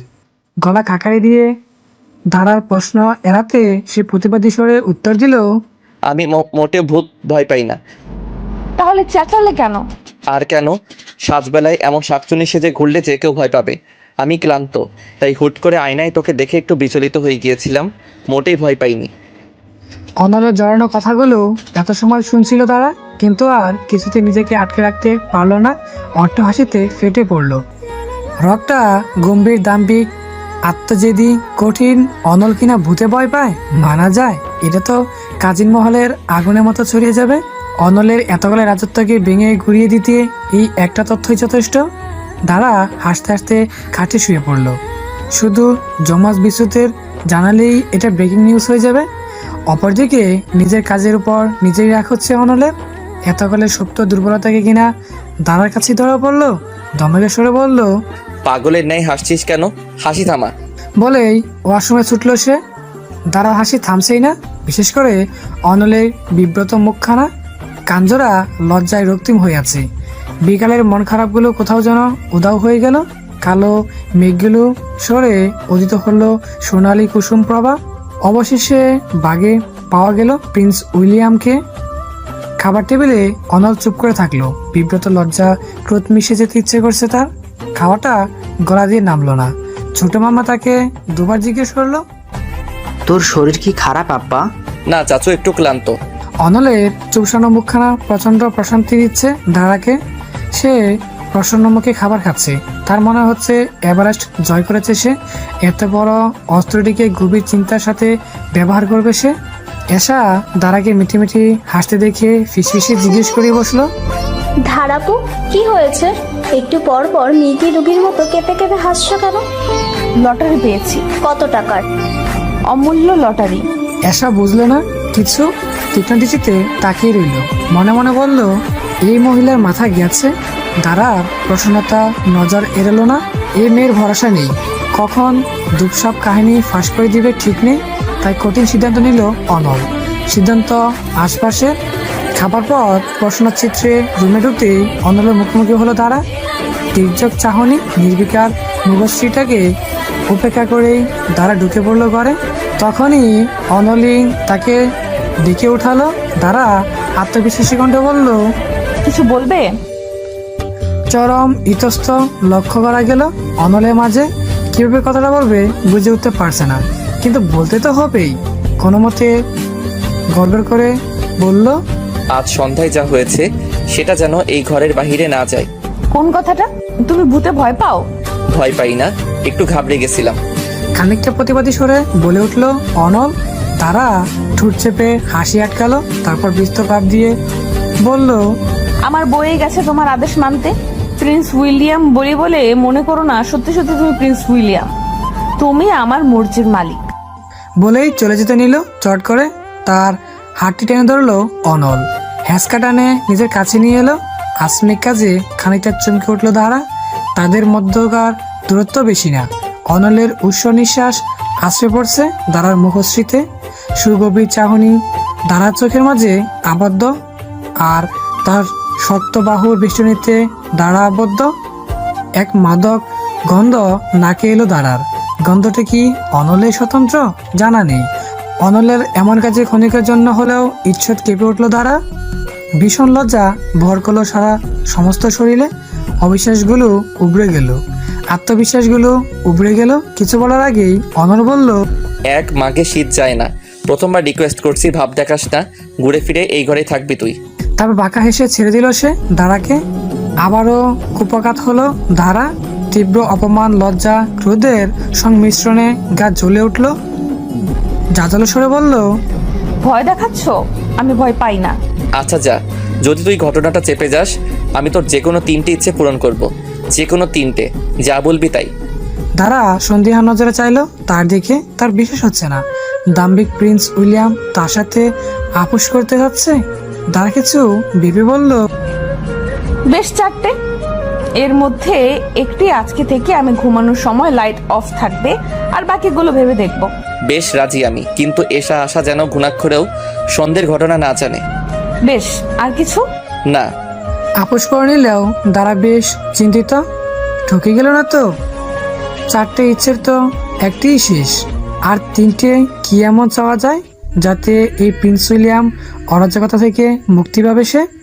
অন্যদিকে দাঁড়া দিকে সুগম্ভীর নয়নে তাকিয়ে বিস্মিত হাসে অনল। এত ছেলে মানুষ কেন মেয়েটা? হয়তো এই প্রশ্নের উত্তর কখনো পাবে না। দাঁড়ার ঘুম ভাঙলো বেশ সকালে। উৎস কোমল প্রভা পর্দা ভেদ করে চুপি চুপি তখন রুমে প্রবেশ করেছে। মৃদু নরম সোনালি রোদ। চোখ কষলে উঠে বসলো দাঁড়া। কোলবালিশের দেওয়ালের পাশের জায়গাটা শীতল। অনল নেই। খানিকটা অবাক হলো, কিন্তু গা মাখলো না। আজকাল তার মনটা ফুরফুরে। অনলের ঘরে থাকলেও খুব একটা অসুবিধা হচ্ছে না। এখন আর সে কাজের বাহানায় লাইট জ্বালিয়ে উদ্যুক্ত করে না দাঁড়াকে। ফলে নির্বিঘ্নে ঘুমায় দাঁড়া। ক্লাসেও মোটামুটি ভালোই চলছে। মাহিটাও সেদিনের পর চিঠি দেবার জিদ করেনি। গা টানা দিয়ে উঠলো দাঁড়া। আজ তাড়াতাড়ি যাবে ভার্সিটিতে, নাস্তাটাও করবে ক্যাফটেরিয়াতে। আজ একটা বিশেষ দিন, তাই লেট করা যাবে না। ঝটপট তৈরি হলো সে। মুখ দিয়ে বই খাতা গুছিয়ে নিল। সাদা একটা জামা পরে নিল। চুলগুলো এক পাশে নিয়ে বেনি বাঁধলো। ঠোঁটে দিল মিষ্টি রঙের লিপস্টিক। বেশ ভালো করে সেজেগুজেই বের হচ্ছিল, তখনই বাদল বিপদ। জামাল সাহেব বসার ঘরে চা খাচ্ছিলেন। দারাকে বেরোতে দেখেই উনি নতুন ফরমান জারি করলেন। আজ থেকে তোমারে কলেজে অনল দিয়ে আসবে, ওই তোমারে নিয়ে আসবে। অনল তখন নাস্তা করতে ব্যস্ত। নানা ভাইয়ের এমন অযৌক্তিক ফরমানের কোনো প্রতিবাদ সে করলো না, কিন্তু দারা বলে উঠলো, কেন? আমি তো একাই যেতে পারি। তাতে কি ধারা রানী, যাইবা তো একই জায়গায়। তোমার স্বামীও তোমার দায়িত্ব নিক, যাতে তোমার বাপ আমার উপর আঙুল না তুলতে পারে। নানা ভাইয়ের যুক্তির কাছে কোনো যুক্তি দেখাতে পারলো না দারা। সুভাষিনীও হেসে বলল, একদম ঠিক বাবা, আমার কি টেনশন হয় বলবেন না? মেয়ে মানুষ একা একা যাতায়াত করে, দিনকাল তো ভালো না। আর ছেলেরা যা পাজি, আমার ধারাও তো কম সুন্দরী না, যদি উঠিয়ে নিয়ে যায়। মানুষের বুদ্ধির এত আকাল পড়েনি যে ধারাকে তুলে নিয়ে যাবে। জানের মায়া সবার থাকে। মিনমিনিয়ে কথাটা বলেই উঠে গেল অনল। ধীরে বললেও কথাটা ঠিক কানে গেল দাঁড়ার। জ্বলন্ত দৃষ্টিতে যদি কাউকে ভস্ম করা যেত, তবে আজ অনলকে করতো সে। নানাবাকে যুক্তি দেখাতে সেও পারল না। বৃদ্ধ মানুষের কাছে যেন সব কিছুই উত্তর আছে, তাই বাধ্য হয়েই অন্যের সাথে যেতে হলো তাকে। বের হতে দেখলো প্রিন্স উইলিয়াম তার জানে উঠে বসে আছেন। ব্যস্ত গলায় বলল, আসুন মহারানী, এই দাসকে কৃতার্থ করুন। মনে মনে হাজার গালমন্দ করলেও মুখে প্রকাশ করলো না। উঠে বসলো অনলের বাইকে। পিছের রাস্তা চড়ে চললো অনলের বাইকটি। ভার্সিটি গেট থেকে বেশ দূরত্বে আসতেই দাঁড়া ব্যস্ত কণ্ঠে বলল, এখানে রাখো, আর যেও না। কেন? আমি চাই না তোমার সাথে আমাকে কেউ দেখুক, হট টপিক হয়ে যাব। অনল বাইক থামাতেই নেমে পড়লো দাঁড়া। অনল কিছু বলার আগেই ছুটলো সে। অনল চেয়ে রইল দাঁড়ার যাবার পানে। আশপাশ নিবিড়। পর্যবেক্ষণের পর ভার্সিটিতে প্রবেশ করলো দাঁড়া। তার বন্ধুমহল এবং ক্লাসের কাউকেই নজর পড়েনি, কিন্তু ওই যে কথায় আছে, যেখানে বাঘের ভয় সেখানেই সন্ধ্যা হয়। দীর্ঘ প্রশান্তি নিঃশ্বাস ফেলে ক্লাসের দিকে পা বাড়াতেই মুখোমুখি হলো দিগন্তের। তির্যক নয়নে সে তার দিকে তাকিয়ে আছে। ছেলেটি তার বন্ধুদের একজন। দাঁড়া কিছু বলার পূর্বেই সে সন্তোষের প্রশ্ন ছুড়ে দিল, অনল স্যারের সাথে তোর কি সম্পর্ক? প্রশ্নটি শুনতেই পিলে চমকে উঠল দাঁড়ার। চুরি করতে যে পরিপক্ত চুরিটা ধরা পড়ে গেলে যেমন আমতা আমতা করে, ঠিক তেমন আমতা আমতা করতে লাগলো সে। মস্তিষ্কটা হুট করে যেন ল্যাপটপের উইন্ডোজ শাটডাউনের মতো বন্ধ হয়ে গেছে। উত্তরটা অতি সরল, তবুও যেন বাসা হারিয়ে ফেলেছে দাঁড়া। আমতা আমতা করে বলল, কিসের সম্পর্ক? কোনো সম্পর্ক নেই, ওনাকে তো এর আগে আমি দেখিনি। অনল স্যারের বাইক থেকে তোকে নামতে দেখেছি আমি। জেরে কাশ, লুকিয়ে লাভ নেই। শীতল অবিচল কণ্ঠে কথাটা বলল দিগন্ত। দাঁড়া বুঝলো মিথ্যে পাহাড় বানিয়ে লাভ নেই। দিগন্তের শঙ্কনী নজর তাকে দেখে ফেলেছে। দিগন্তের এই পেজ 3 রিপোর্টারদের মতো সকল জায়গায় উপস্থিত হবার ব্যাপারটা বড্ড অপছন্দ দাঁড়ার। যখনই কিছু হয় সবার আগে সেটা তার নজরে পড়তে হয়। উপরন্ত সেই খবরটা বিবিসি চ্যানেলের মতো সারা ক্লাসে ছড়াবার মতো মহান কাজটিও সে নিজ দায়িত্বে মনে করে পালন করে। একটা ছেলে যে এতটা চুগলখুর হতে পারে ওকে না দেখিতে দাঁড়া জানতো না, তবুও তার সাথে দাঁড়ার সখ্যতা আছে। কারণ ব্রেকিং নিউজ শুনতে কার না ভালো লাগে।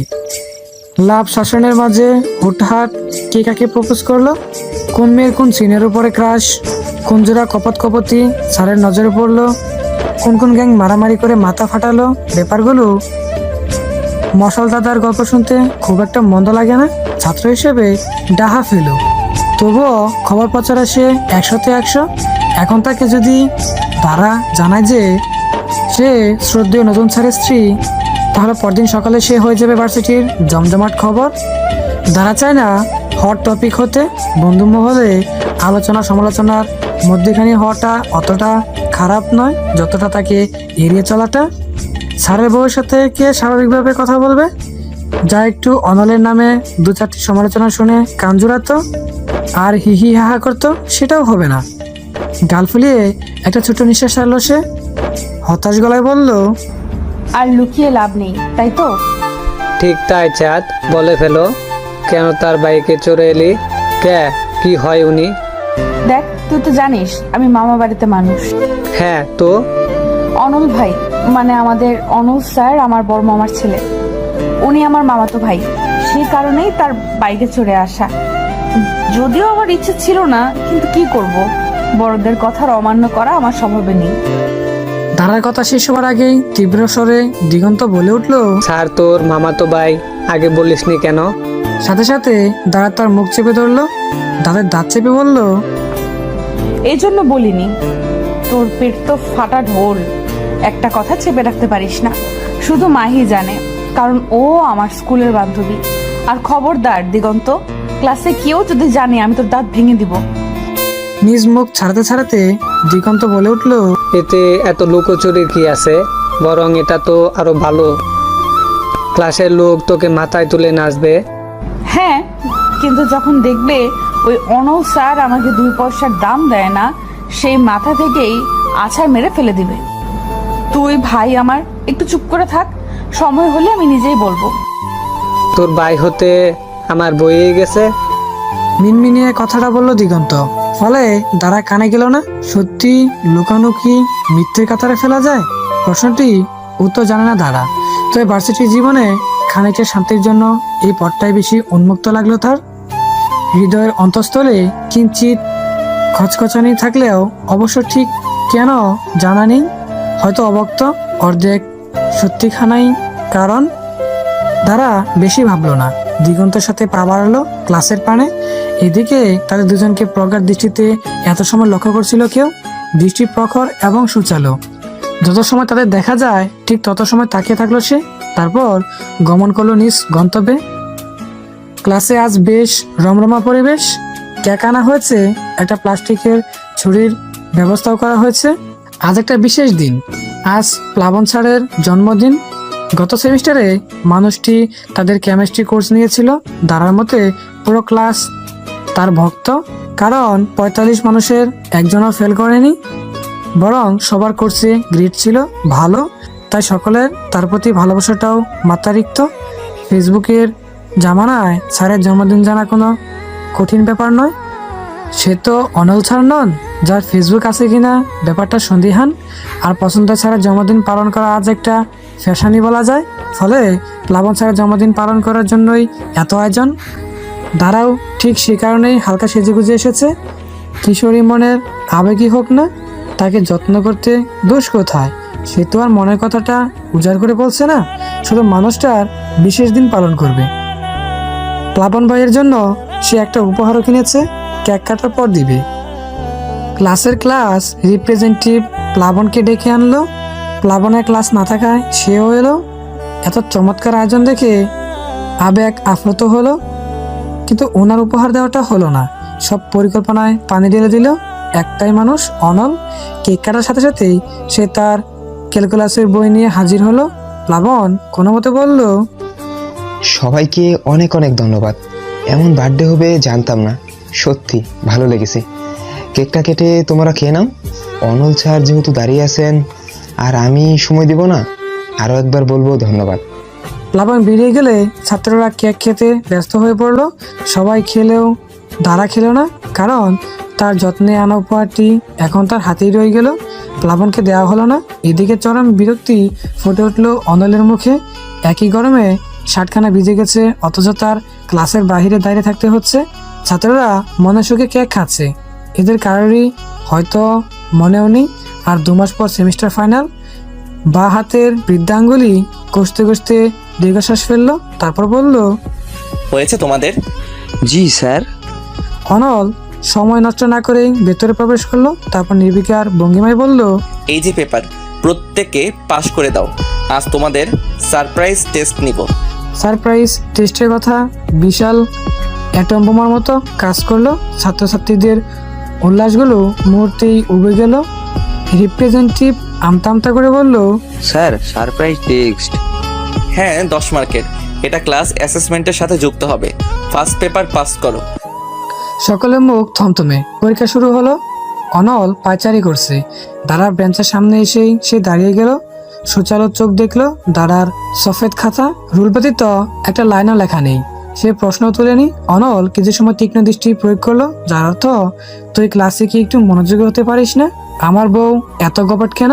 কিন্তু তার দৃষ্টিতে সম্পূর্ণ উপেক্ষা না করে তার সাদা খাতা কাটাকাটি খেলতে লাগলো। স্তনপর্ণে একটা দীর্ঘশ্বাস ফেললো অনল, তারপর আবার হাঁটতে লাগলো। ব্যাপারটা দ্বিগুণের চোখে এড়িল না। ক্লাস শেষে বন্ধুমহল বসলো ক্যাফটেরিয়ায়। আজ ল্যাব নেই, সব ক্লাসে ঝামেলাও শেষ। নীরব ক্যাফটেরিয়ার কাউন্টারে রফিক মামাকে বলল, মামা সবাইকে সামুচা আর তরমুজের শরবত দাও তো। দেতাছি, বসো। এই ছোটন, 5 নম্বর টেবিলে 5টা সামোসা আর 5টা জুস দে। এরই মাঝে অভিক বলে উঠলো, অর্নল স্যার কি কাজটাই নাই করলো, সারপ্রাইজ টেস্ট। আরে জানিয়ে পরীক্ষা নিলেও তো পাই 10-এ 2, সেখানে সারপ্রাইজ টেস্ট নেওয়ার মানে কি? আমি সাদা খাতা জমা দিয়েছি, নীরবকে উঠিয়ে দিল। ধাত, ভালো হয়েছি, তোমরা লেকচার তুলবা না আর মার্ক চাবা সেটা তো হবে না। এটা পরশুদিনই করিয়েছিল ক্লাসে। এই জন্যই তো তোকে এত ভালোবাসি। আজ নোট খাতাটা নিয়ে যাব। নীরব এবং অভিকের কথার মাঝেই দিগন্ত বলে উঠলো, তারা তো নিশ্চয়ই 10-এ 10 পাবি। এটা কেন মনে হলো? অদ্ভুত, তোর ভাই তোকে জানায়নি এটা হতে পারে? যে ভয়টা পাচ্ছিল সেটাই হলো। দিগন্ত কথাটা ফাঁসি করে দিল। অমনি সকালের দৃষ্টি তার দিকে ঘুরে গেল। দিগন্তর দিকে কটমট করে চাইলেও সে তা উপেক্ষা করে বলল, ক্লাসে কেউ পাস না করলেও তারা ঠিকই পাস করবে। অনল ছাড়, তোর ভাই। আগে বলিসনি কেন? এত বড় কথাটা তুই চেপে গেলি। সকালের প্রশ্নে বিরক্তি হয়ে উঠলো তারা, তাই বাধ্য হয়ে খোলাসা করলো তার এবং অন্যের সম্পর্কটি। সব শুনে অভিক দীর্ঘশ্বাস ফেলে বলল, ঠিক বলেছিস, এই কার্জিনগুলো নষ্টের গোড়া। দেখ না, আমার কার্জিন জেরাইতে ভালো নাম্বার পেয়ে জার্মানিতে স্কলারশিপ পেয়েছে। আমার খুব সুন্দর মিষ্টির প্যাকেট নিয়ে হাজির। ফলে সেই মিষ্টি ভেজানো কথাগুলো আমার নসিবে জুটলো। বাবা তো বলে দিয়েছে, এবার যদি আমি রেটেড খাই সোজা বাড়ি ছাড়া করবে। এত আলোচনার মাঝেও মাইকে দেখা গেল চুপচাপ। সে গম্ভীর চিন্তায় ডুবে আছে। দাঁড়া 2-4 বার জিজ্ঞেস করলেও উত্তর দিল না। ম্লান হেসে বলল, কিছুই হয়নি। হঠাৎ সে উঠে বলল, তোরা খা, আমি একটু আসছি। কোথায় যাস? কাজ আছে। আর প্রশ্ন করলো না তারা। নির্বাক চাহনিতে মাহির যাওয়া দেখলো। তখনই উপহারের কথা স্মরণ হলো। সেও বলল, তোরা খা, আমি ওয়াশরুম থেকে আসছি। ক্যাফটেরিয়া থেকে বের হয়েই একাডেমি বিল্ডিং এর দিকে হাঁটা দিল ধারা। তার ভার্সিটির একাডেমিকের উল্টো দিক থেকে যেতে কোথাও একটা মাঠ পড়ে। সেখানে নরম গাছের উপর বসে আড্ডা দেয় ছাত্ররা। দুপুরবেলায় মাঠটায় প্রায় থাকে নির্জন। সূর্যের জ্বলন্ত রোদ সরাসরি পড়ে বিদায় এই সময়ে এখানে কেউ আসে না। তাই এই পথটাই বেছে নিল তারা। প্লাবন বাইকে উপহার দেওয়াটা কারণ নজরে না পড়াই ভালো। তারা বিল্ডিং এর দিকে বাঁক নিতেই থেমে গেল সে। মাঠের এক কোনায় দুটো পরিচিত মুখ দর্পণ পেতেই তারপর থেমে গেল। অনল এবং মাহিকে দেখা যাচ্ছে। মাহি মাথা নিচু করে আছে, লাজুক দৃষ্টি তার। দাঁড়া একটু এগিয়ে গেল, লুকিয়ে এক কোনায় দাঁড়ালো সে। তখনই মাহির মৃদুস্বর কানে এলো, অনল ভাই, আমি আপনাকে বহুদিন যাবৎ পছন্দ করি। প্রতিবার আপনাকে সাদা কাগজে মুড়েই অনুভূতিগুলো জানিয়েছি, আর প্রতিবারই প্রত্যাখ্যান করেছেন আপনি নিষ্ঠুরভাবে। অনেক সাহস করে তাই সরাসরি কথাগুলো বলতে চাই। আবেগ বলুন, ছেলে মানুষই বলুন, আপনাকে আমার খুব ভালো লাগে। আপনাকে দেখলেই বুকের ভেতরটা কেমন জানি করে। আমি ভাষায় প্রকাশ করতে পারবো না। এই অনুভূতি জোয়ার সামনে রাখার কষ্টকর হচ্ছে, তাই সরাসরি বললাম, আপনি কি আমায় একটা সুযোগ দিবেন আপনার জীবনে আসার? মাহির কথাগুলো শান্তভাবে শুনলো অনল। তার মুখশ্রী বরাবর মতোই কঠিন, নির্বিকার। মাহির ফর্সা মুখখানা লাল হয়ে গেছে, গোলগালে রক্ত জমেছে, চোখ নামিয়ে রেখেছে সে। কণ্ঠ জোরানো লাগছে। অপরদিকে দাঁড়ার মনের ভেতরে এক অজানা ঘূর্ণিঝড় শুরু হলো।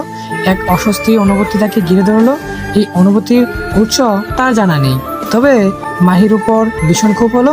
মেয়েটা এতকাল তাকে প্রেম কবুতর বানাতো, তাকে পিয়ন বানিয়ে চিঠি পাঠাতো, অথচ অনল ভাইকে প্রণয় নিবেদনের ব্যাপারটা চেপে গেল।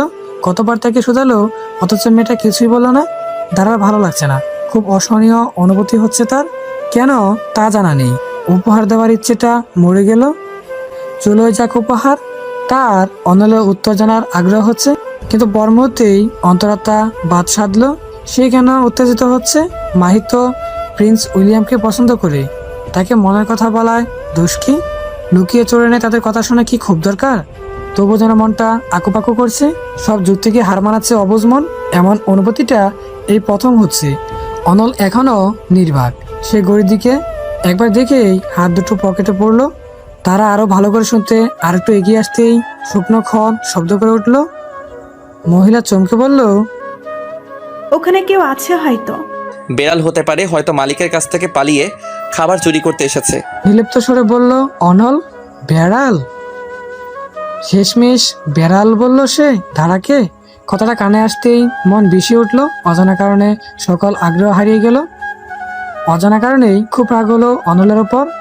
সেখানে থাকার ইচ্ছে হলো না তার। হনহন করে চলে গেল সেখান থেকে। এর মাঝে ভুলেও গেল প্লাবনকে উপহার দেওয়ার কথা ছিল। এদিকে অনল এখনো শব্দ হবার জায়গায় তাকিয়ে আছে। তার ঠোঁটের কোনায় বিশ্রী হাসি উকি দিল।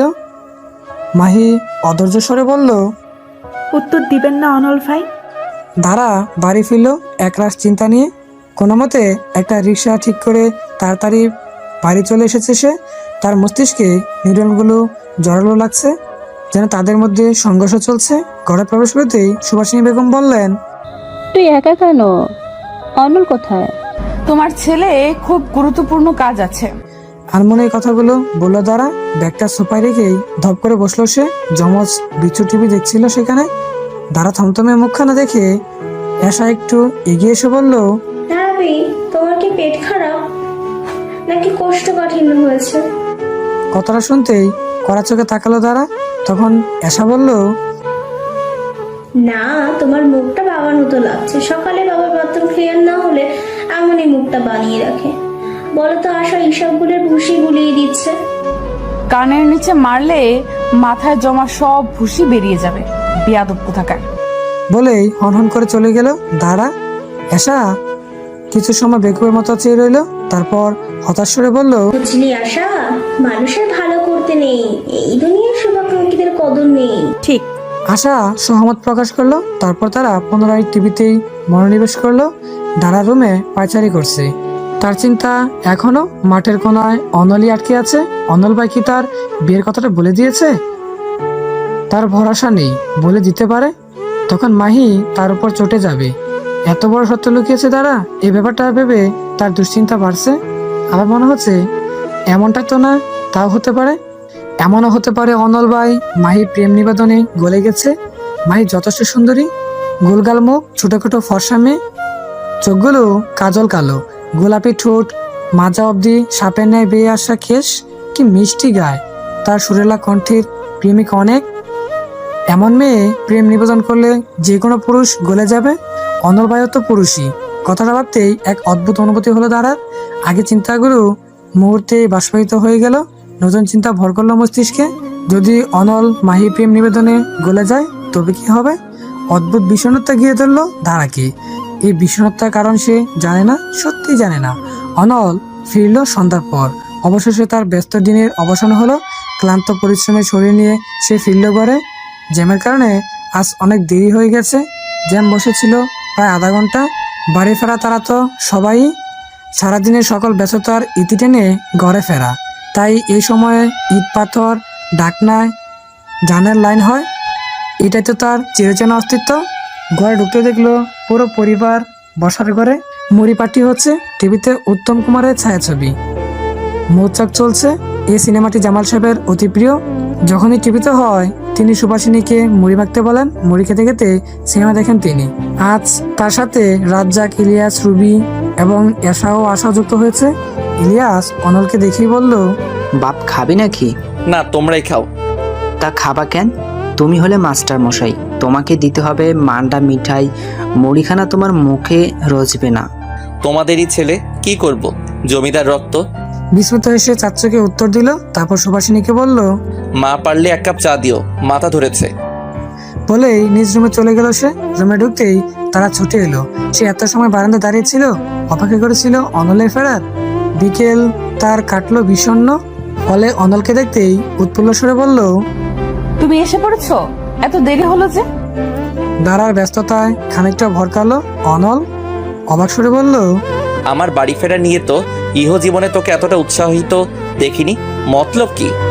তুমি সব সময় মতলব খুঁজো কেন? একই ঘরে থাকি, চিন্তা হতে পারে না? বাবারে, আমার জন্য ধারার চিন্তা। বেশ বউদের মতো কথা শিখেছিস তো। বলেই হাসতে হাসতে ওয়াশরুমে চলে গেল সে। অন্যদিকে দারার মনটা ছটফট করছে। বারবার মাহির কথাটা জিজ্ঞেস করতে মন চাইছে, কিন্তু বিব্রত বোধ হচ্ছে। অনল ভাই যদি বলে তোমাকে কেন বলবো, তুই তো এই বিয়েই মানিস না, তাহলে অধিকার কিসের? তখন লজ্জায় আর মুখ দেখাতে পারবে না। মন এবং মস্তিষ্কের এই অসহনীয় দ্বন্দ্বের আর প্রশ্নটি করা হলো না দারার। ফলে বিকালের মতো রাত্রিও কাটলো অস্থিরতায়। সকালে সোনালি সূর্য উদিত হবার আগেই ভাঙলো দারার ঘুম। অবশ্য ঘুম হলে তো ভাঙার প্রশ্ন আসে, তার ঘুমই হয়নি, শুধু এপাশ ওপাশ করছে, রক্তিম হয়ে আছে চোখ জোড়া। কিছু সময় সিলিং ফ্যানের দিকে তাকিয়ে থেকেই উঠে পড়লো সে। নামাজ পড়ে দাঁড়ালো বারান্দায়। মৃদুর কোমল ছোঁয়া দিচ্ছে বারান্দায় কোনারে রাখা শিউলি ফুলের টপটিতে। গণিতে মানুষের গাছের প্রতি শখটা অবাক্কর হলেও অনলের গাছ লাগাবার শখ আছে। বারান্দায় ছোট ছোট ফুলের টব বুঝি রাখা। সকালে এই মিষ্টি গন্ধ নাকে আসলেই মনটা উৎফুল্ল হয়ে উঠবে। তবে আজ তেমনটা হলো না, বরং দারার মাথায় মাই সংক্রান্ত প্রশ্নই ঘুরতে লাগলো। ভার্সিটিতে আজও অনলের সাথেই এলো দারা। গেট থেকে বহু দূরে থেমে গেল, তারপর একা একা এলো ভার্সিটিতে। গেট পার হতেই কৃষ্ণচূড়া গাছটির নিচে দেখা পেল মাহির। তাকে অবসর দেখালো, উদাস চোখে তাকিয়ে আছে কৃষ্ণচূড়া গাছের ফুটন্ত রক্তিম ফুলের দিকে। তারা ছুটে গেল তার কাছে। তাকে দেখেই মন খারাপ হয়ে গেল দারার। চোখ জোড়া ফুলে আছে, বেজা ঠোঁটে ঠোঁট জোড়া শুষ্ক, বিষণ্ণতা যেন তাকে ঘিরে। কিছু জিজ্ঞেস করার পূর্বেই বলল, আমি আর বেলতলার বাসিন্দা নয় ধারা, হাল ছেড়ে দিয়েছি। কথা শুনে বেশ অবাক হলো তারা। তখনই মাহি খুলে বলল গতকালের কাহিনী। অনল আর প্রেম নিবেদন বরাবরের মতোই প্রত্যাখ্যান করেছে, ভীষণ নিষ্ঠুরভাবে বলেছে, মাহি, তোমাকে আমার ভালো লাগে না, তাই মরিচিকার পেছনে ছুটো না। আমি তোমাকে প্রহেলিকার মধ্যে রাখতে চাই না। ক্ষমা করবে, এই প্রেম নিবেদন আমি গ্রহণ করতে পারবো না। তার কণ্ঠ ছিল শান্ত শীতল। বেশ নিপুণভাবে সে জানালো সে মাহিকে পছন্দ করে না। মাহি যখন তাকে পুনরায় শুধালো কেন, আমার কি সমস্যা? তখন বিস্মিত এসে অনল বলল, এক হৃদয়ে দু নারীর স্থান হয় না। বলেই সে প্রস্থান করলো। দাঁড়া অবাক নয়নে চেয়ে রইল। মাহির মুখে কথাগুলো শুনতেই মনের মাঝে জমে থাকা মেঘদূর কেটে গেল। উঠলো লাল আবায় মোড়ানো সূর্য। অজানা কারণে প্রশ্নতার বয়ে উঠলো হৃদয়ের অন্তঃস্থলে। আবার পর মুহূর্তেই মাহির বাংলা হৃদয়ের জন্য সমবেদনা জানালো, মাইকে সান্ত্বনা দিল। মাহি তাকে জড়িয়ে কাঁদলো বেশ কিছু সময়। তবে এসবের মাঝে একটা প্রশ্ন উঠেছিল কিশোরী ধারার মনে, জটিল প্রশ্ন। তাহলে অনল ভাই কাকে হৃদয়ে স্থান দিয়েছে? প্রিন্স উইলিয়ামও বুঝি কাউকে পছন্দ করে? মাহির মন খারাপ ব্যাপারটা বন্ধুমল মোটেই মানল না। তার সিদ্ধান্ত নিল আজ ক্লাস বাঙ্ক দিবে, সেটাই হলো। এমনকি পড়ুয়া নীরব সাই নিল, আজ তারা ক্লাস করবে না। বন্ধুমহল বাস করে পৌঁছালো বসুন্ধরা সিটি কমপ্লেক্সে। 5টা টিকিট কাটলো তারা। সারাদিনই হই হলো সিনেমা দেখা, খাওয়া দাওয়ার মাঝেই কাটলো। ফলে আবেগে বেশি যাওয়া মাহির মনটা একটু হলো ভালো হলো। মাঝে দাঁড়া মোবাইল বেজেছিল, কিন্তু দাঁড়া পাতা দিল না। বন্ধুদের সাথে আনন্দ করতে বাড়িতে পৌঁছালো। তখন সন্ধ্যা 7টা। প্রশ্নের মুখোমুখি হতে হবে জানা, তবুও ভয় পেল না। তবে সে জানতো না বাড়িতে নতুন চামক তার প্রতীক্ষায় আছে।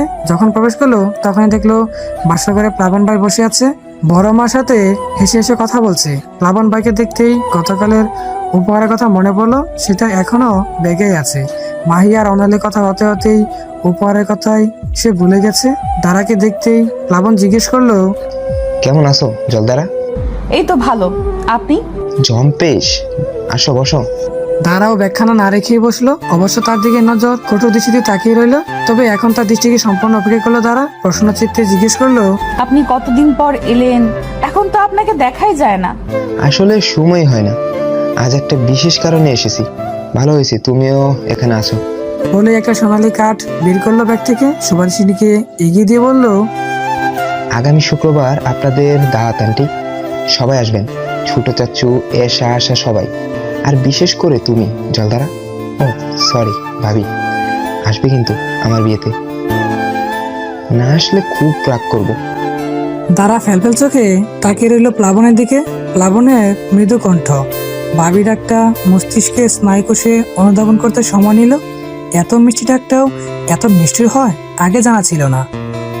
সে অপলক দৃষ্টিতে তাকিয়ে রইল প্লাবনের দেওয়া বিয়ের কার্ডের দিকে। সোনালী বর্ণের কার্ড, বেশ কারুকার্য শোভিত, বর্ডারে লাল রেশম কাপড়ের কারুকাজ। ভেতরটা খুলতেই দেখলো রক্তিম বর্ণের লেখা, কর্ণের স্থানটায় সুন্দর ফন্টের লেখা ইসরাত জাহান স্মৃতি। সুবাসিনী স্মিত হেসে বলল, আলহামদুলিল্লাহ। তা কবে ঠিক হলো? এই তো গত পরশু। একটু তাড়াহুড়ো হচ্ছে না? আসলে চিতির বাড়িতে একটু ঝামেলা চলছে। আঙ্কেল আন্টি সামনে হজের জন্য যাবেন, চিতিরও জব ট্রান্সফার হয়েছে, তাই এত তাড়াহুড়ো। তা বৌমা, কি পরিবারের পছন্দ না তোমার? সুবাসিনীর প্রশ্নের লাজুক হাসি হাসলো প্লাবন। তার ফর্সা মুখখানা রক্তিম হয়ে উঠল। পুরুষ মানুষও বুঝি লজ্জা পায়? অনল তখন ঠেস মেরে বলল, ও কি বলবে মা, আমি বলছি। ভালো ছেলে মুখোশধারী প্লাবন কলেজ থেকে প্রেম করে, 10 বছরের অধিক সময় হয়ে গেছে। স্মৃতির বাসা রাজি করাতে কত পাপড় বেলেছে হিসেব নেই, আর কিছুদিন হলে পাপড়ের ফ্যাক্টরি দিত। অনলের কথায় লজ্জা যেন আরো বাড়লো প্লাবনের। সুবাসিনী হেসে বলল, এই ওকে খ্যাপাসটা, তাও ভালো, ওর বাবা মার টেনশন নেই। মেয়ে পাও এই জমানায় কি কঠিন জানিস? তোরও ভাগ্য ভালো, ধারাটাকে ধরে বেঁধে আটকে রেখেছি, নয়তো সারা জীবন তোর চিরকুমার থাকতে হতো। প্লাবন, তুমি গায়ে মাখিও না, আমরা সবাই যাব। আর অনলধারা হলুদের আগেই চলে যাবে। ভালো বন্ধুর বিয়ে বলে কথা। ধন্যবাদ আন্টি। বসার ঘরের আনন্দটা যেন কাটার মতো লাগছে দাঁড়া। কখন চোখ ঝাপসা হয়ে আসছে টেরও পায়নি, দম বন্ধ লাগছে তার। প্লাবনের যে হাসি মন্ত্রমুগ্ধের মতো দেখতো, সেই হাসিটা এখন বিষাক্ত সুইয়ের মতো লাগছে। দাঁড়া কণ্ঠে বলে উঠলো, বড় মা, আমার মাথাটা ব্যথা করছে, আমি ভেতরে ফ্রেশ হতে গেলাম। সুবাসিনীর জবাবের অপেক্ষা সে করলো না, শটান উঠে ভেতরে চলে গেল। অনলের চোখ এড়লো না দাঁড়ার এই আচরণ। প্লাবনের বিয়ের খবরটা শুনতেই উজ্জ্বল মুখখানায় আষাঢ়ের কালো বাদল জমেছে। ব্যাপারটি একটু হলেও খটকা লাগলো তার। রুমে এসেই ব্যাগটা ছুঁড়ে মারলো। তার আর বিষাক্ত নীল বিষাদে বিষাক্ত হয়ে উঠেছে অন্তঃস্থল।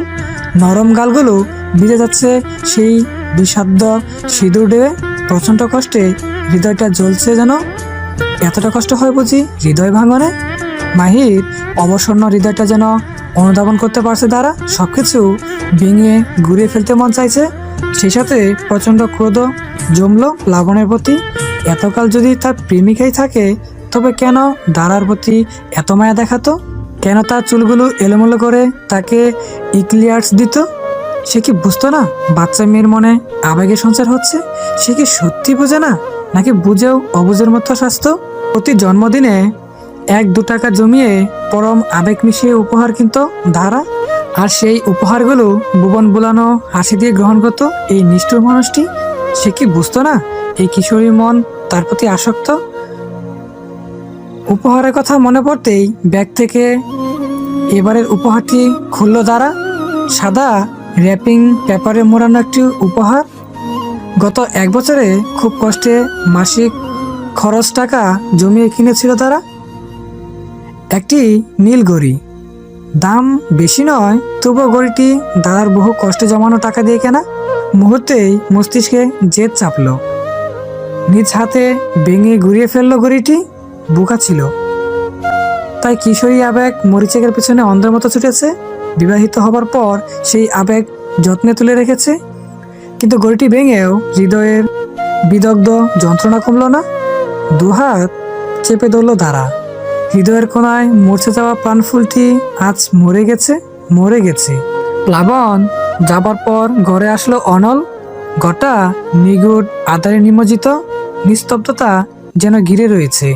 অনল লাইট জ্বালাতেই চমকে উঠলো। খাটের উপর কম্বল মুড়ি দিয়ে দাঁড়া শুয়ে আছে। মেঝেতে ব্যাগটা অবহেলায় পড়ে আছে, তার সাথে পড়ে আছে একটা ভাঙা ঘড়ি আর অনেকগুলো জ্বলন্ত ছাই। অনেকগুলো কাগজ একসাথে পোড়ালে হয়তো এত ছাই জমে। অনল কম্বল মুড়ে শুয়ে থাকা তারার কাছে গেল, গম্ভীর স্বরে জিজ্ঞেস করলো, আজ ক্লাস না করে কোথায় গেছিলি? কিন্তু উত্তর এলো না। নিস্তব্ধতা, শুধু নিবিড় নিস্তব্ধতা। অনল মুখ গোল করে দীর্ঘশ্বাস ফেললো। মেয়েটাকে নিয়ে কি করবে সে? কিশোরী মানছে, কিন্তু তাই বলে এত ছেলে মানুষই করবে? আর এত কিসের আবেগ? অনল আর বসে রইল না, উঠে টেবিলের কাছে গেল। অনেকগুলো খাতা জমেছে, আজই দেখে শেষ করতে হবে।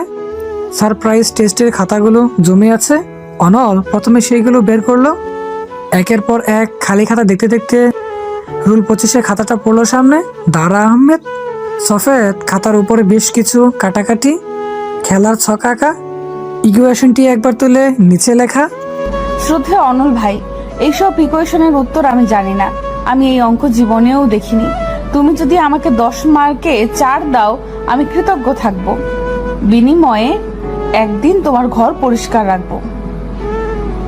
এখন তোমার ইচ্ছা, না দিলেও কিছু যায় আসে না, ভেবো না পা ধরছি। অনল আনমনে হেসে দিল। খাতার উপরে লাল কালিতে জিরো দিয়ে সামনে খাতা দেখতে লাগলো সে। একবার অবশ্য গার কাত করে তারাকে দেখলো, এখনো কম্বল মুড়ি দিয়েই শুয়ে আছে। স্তনপর্ণে একটা নিঃশ্বাস গোপন করলো অনল। কবে বড় হবে মেয়েটা? পর্দার ফাঁক থেকে গা গলিয়ে সোনালি রোদ রুমে প্রবেশ করতেই ঘুম ভাঙলো অনলের। উঠে বসে আড়মোড়া ভাঙলো। দাঁড়া এখনো ঘুম। গত রাতে বহুবার খেতে ডেকেছিল, উঠেনি সে। তার মাথা ব্যথা, তাই খায়নি। অনল অবশ্য একটু চিন্তিত। সন্ধ্যায় বেশ প্রসন্ন লাগছিল দাঁড়াকে। তাহলে হুট করে এতটা পরিবর্তন কেন? কিছু একটা ভেবে ওয়াশরুমে গেল সে। হাত মুখ ধুয়ে এসে বলল, উঠবি না? ক্লাসের সময় হয়ে যাচ্ছে। আমি যাব না আজ, তুমি যাও। কালও তো ক্লাস করিসনি। ইচ্ছে করছে না অনল ভাই, ক্ষান্ত দাও। অনল আর কথা বাড়লো না, রেডি হয়ে বেরিয়ে পড়লো। যাওয়ার সময় সুভাষিনীকে বলল, দাদার শরীরটা ভালো নেই, একটু দেখো। সুভাষিনী বেগম উদ্বিগ্ন হয়ে গেলেন। কি হয়েছে? মন খারাপ হয়তো, ভার্সিটি যাবে না। তুমি দেখো, আর টেনশন নিও না, আমি আজ তাড়াতাড়ি আসবো। অনল চলে গেল। সুভাষিনী বেগম কিছু একটা ভাবলেন, তারপর নিজ কাজ করতে লাগলেন। দাঁড়া উঠলো দেরি করে। মন খারাপ থাকলে খুব বেশি ঘুম আসে তার, তাই সময় জ্ঞান হারিয়ে ঘুমালো আজ। মনটা এখন কিছুটা ভালো, কিন্তু বিষণ্ণতা সম্পূর্ণ কাটলো না। রুম থেকে বের হয়ে ডাইনিং রুমে ফ্রিজের কাছে আসতেই আশা ওমা বলে চিৎকার দিল। দাঁড়াও খানিকটা ভরকালো, তারপর বিরক্তি নিয়ে বলল, চেঁচাচ্ছিস কেন? আরেকটু হলেই আমার পরাণ পাখি খাঁচা ছাড়া হতো। এইভাবে শাকচুন্নি সেজেকে ঘুরে শুনি। নিজেকে দেখেছো আয়নায়? আলিফ লাইলার সারারাগুলো ভয় পাবে। ভাগ্যিস দাদাজান ছিলেন না, নয়তো হাসপাতালে ছুটতে হতো। দাঁড়া ডাইনিং রুমে বেসিনের আয়নার কাছে গেল। নিজের প্রতিছবি দেখে নিজেই চমকে গেল। মুখখানা ফুলে গেছে, চোখগুলো রক্তিম এবং ফোলা। গতকালের মেকআপ পুরো মুখে লেপটে আছে। কাজল গলে চোখগুলো কালো আছে। রক্তিম চোখ বাহিরে কালো, বড্ড ভয়ানক দেখাচ্ছে। চুলগুলো কাকের বাসার উপর জট লেগে আছে। সত্যি তাকে ভয়ানক লাগছে, যেন কোনো হরর মুভির নায়িকা। এই জন্য হয়তো সেদিন অনল বায়ু ভয় পেয়েছিল। আশা দাঁড়া কাছে এসে বলল, তুমি নাকি অসুস্থ? কি হয়েছে তোমার? ধারাপু অনল ভাই কিছু বলেছে? দাঁড়া উত্তর দিল না। ফ্রিজ থেকে পানি বোতল নিয়ে নিজ রুমে চলে গেল। একটু পর গরম গরম পরোটা আর ডিমবাজি নিয়ে রুমে এলো সুভাষিনী। দাঁড়ার জটবাঁধা চুলগুলো আলতো করে হাত বুলিয়ে বলল, তোর কি মন খারাপ? কি হয়েছে রে মা, আমাকে বল। দাঁড়া নিজেকে আটকে রাখতে পারলো না। অনুভূতির জোয়ারগুলো মাত্রা ছাড়িয়ে গেল। সুভাষিনীকে জড়িয়ে কেঁদে দিল সে।